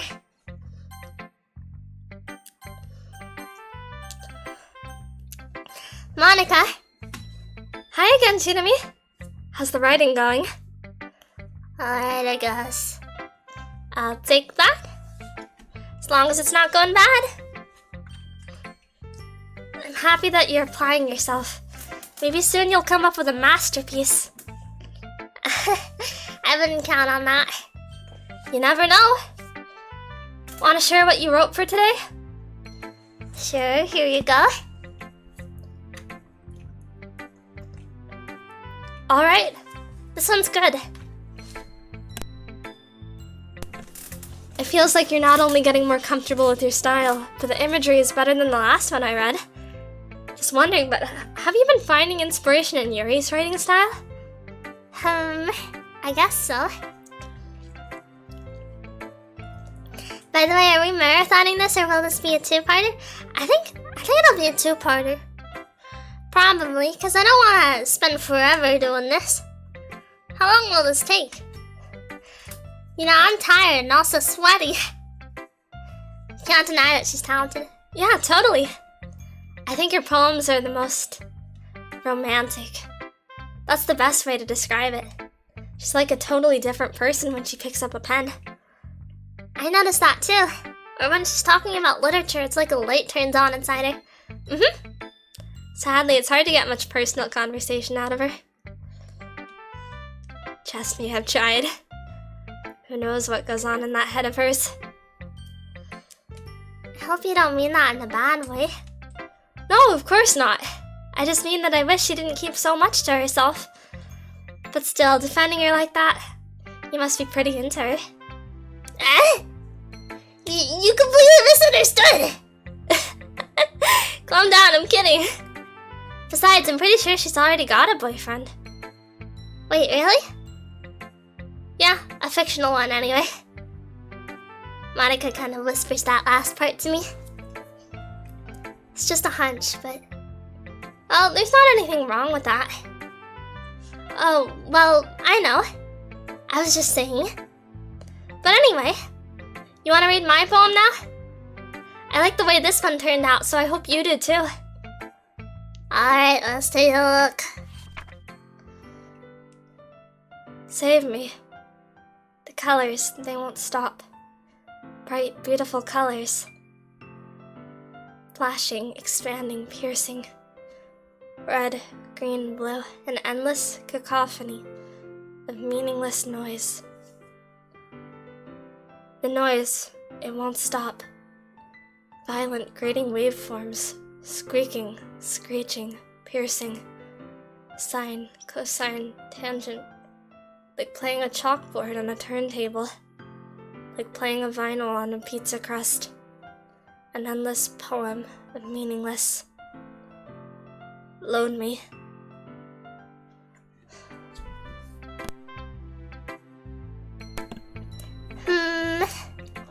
It's even more abstract than your last one, huh? I guess it's just the way I write. I'm sorry if you don't like it. No, I never said that. It's just the kind of thing I've never really seen before, I guess. I kind of like playing with my space on the paper. Choosing where and how to space your words can totally change the mood.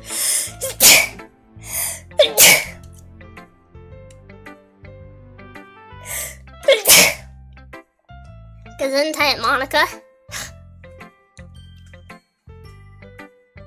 Choosing where and how to space your words can totally change the mood of a poem. It's almost like magic. The way I wrote the lines really short makes it feel like they're trying to speak over the noise. I see. It's still hard for me to tell what it's about, though. Sometimes asking what a poem is about isn't the right question. A poem can be as abstract as a physical expression of a feeling, or a conversation with the reader. So putting it that way, not every poem is about something. Anyway, here's Monica's writing tip of the day. Sometimes you'll find yourself facing a difficult decision. When that happens, don't forget to save your game. You never know when you might change your mind, or when something unexpected may happen. Wait, is this tip even about writing? What am I even talking about? That's my advice for today. Thanks for listening. Sneezing can also change the mood of a poem. Certainly can. I'm gonna find something to blow my nose into. because my face is wet. Ugh. You got such a stiff back recently, but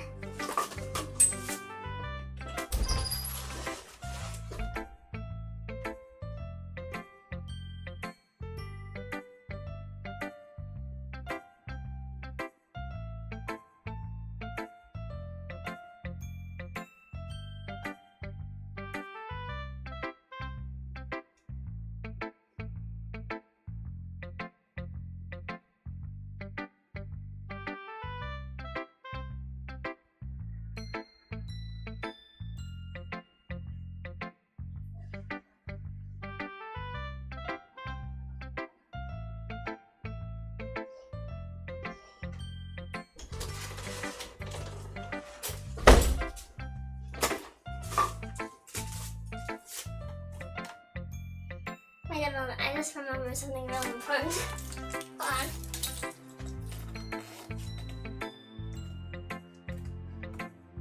My mom texted me earlier, saying she was gonna come over. At some point. Bit of a uh-oh moment. Maybe I should end the stream soon.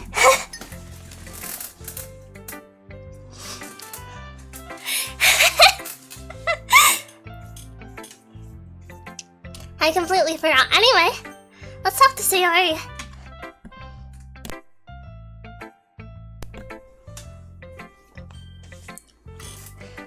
Ooh! I like this one, Chidami. It has some nice feelings in it. I'm glad. Does that mean it's better than yesterday's? Let me think. I don't know.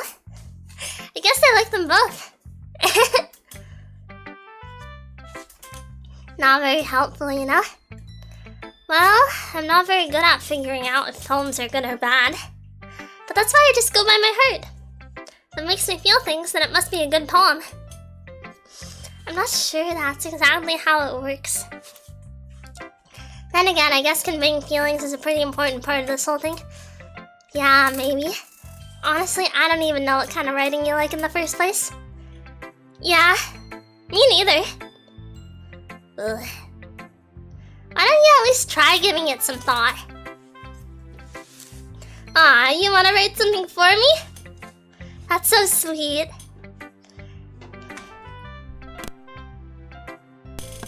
Yeah, right. But you're always thinking about other people.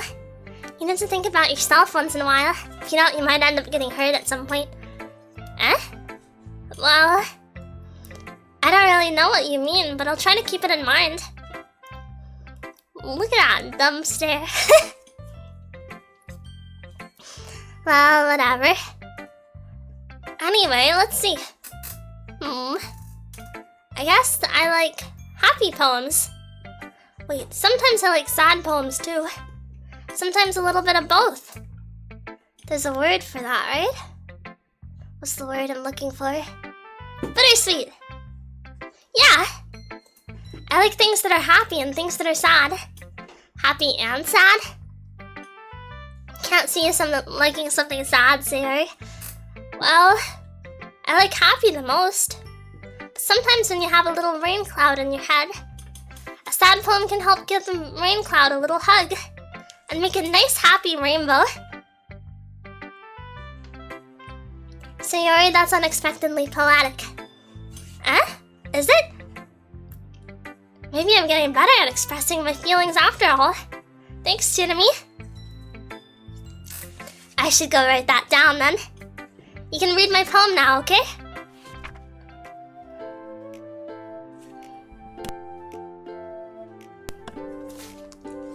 I pop my scalp off.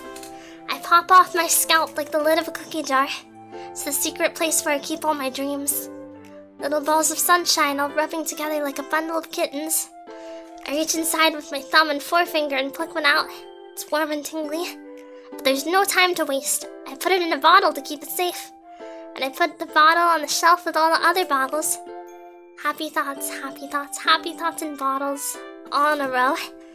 My collection makes me lots of friends. Each bottle is starlight to make amends. Sometimes my friend feels a certain way.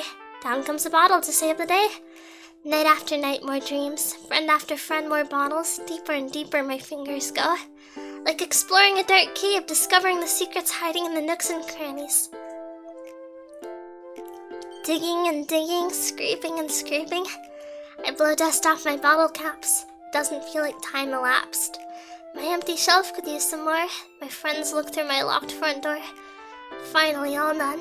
I open up and in come my friends. And they come in such a hurry. Did they want my bottles that much? I frantically pull them from the shelf, one after the other, holding them out to each and every friend, each and every bottle. But every time I let one go, it shatters against the tile beneath my feet. Happy thoughts, happy thoughts, happy thoughts in shards all over the floor. They were supposed to be for my friends who aren't smiling. They're all shouting, pleading, something. But all I hear is echo, echo, echo, echo, echo, inside my head.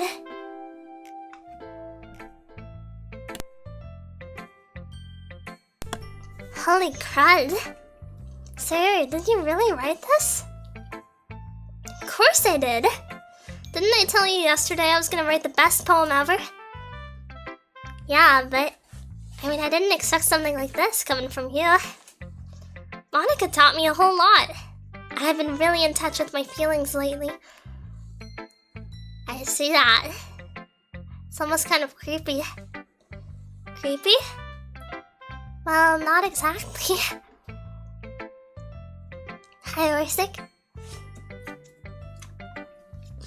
Maybe because I'm so used to you being cheerful. Well, never mind. I'm thinking too hard about it. The point is, it came out good, so you should be proud of it. Aw, thanks. I feel like I was meant to express myself this way.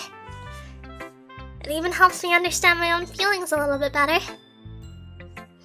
Writing is like magic. You gotten pretty passionate about this, huh? I hope you keep it up. Yeah. Writing's the best. I'm gonna keep writing till I die. Don't get ahead of yourself. Sarah's always had a habit of getting obsessed with something before dropping it no more than a week later. I wonder if this is one of those times? Seeing the passion in her eyes makes it hard for me to be pessimistic. I think I'm gonna save and quit, real quick. On account of it, just remembered my mom.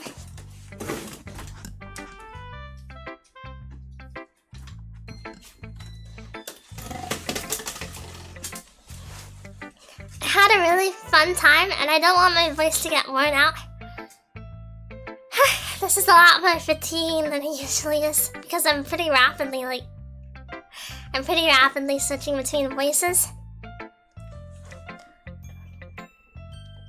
You know, from deep voice to like a more upbeat voice to even higher, and then you get higher, and it's fluctuating.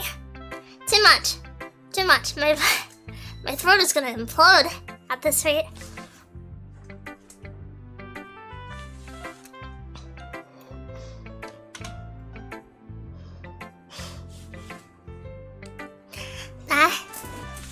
I'm having a fun time though, so it's sad that I'll have to end it early.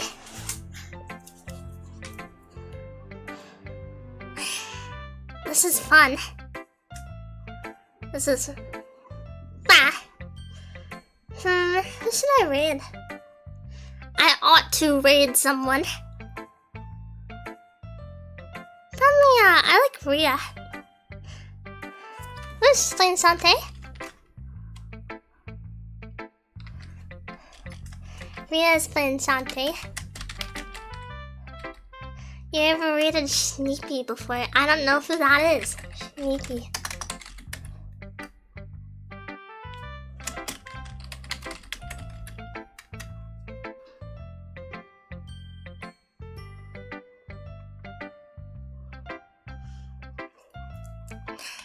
I don't know who this is. I've never... Pickle has a donathon going on. You posted Pickle before, I think. I haven't checked her out. I want to read Rhea Citrix because I like Shantae a good amount, honestly.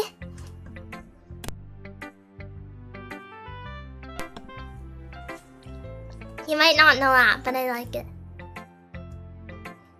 Later, Super Cheetah Girl. Bye-bye, Simply. Bye-bye, Daisy. Bye-bye, Ed. Bye-bye, Breezy. Bye-bye, Enid. Bye-bye, Celis. Bye-bye, Barmy. Bye-bye, Tikan. Bye-bye, JP Zap. Bye-bye, Dance Again. Bye-bye, Standard. Bye-bye, Daisy. Bye-bye, Barmy. Did I say Barmy? Bye-bye, Orsic. Bye-bye, Ed. Who else was here? Uber was here.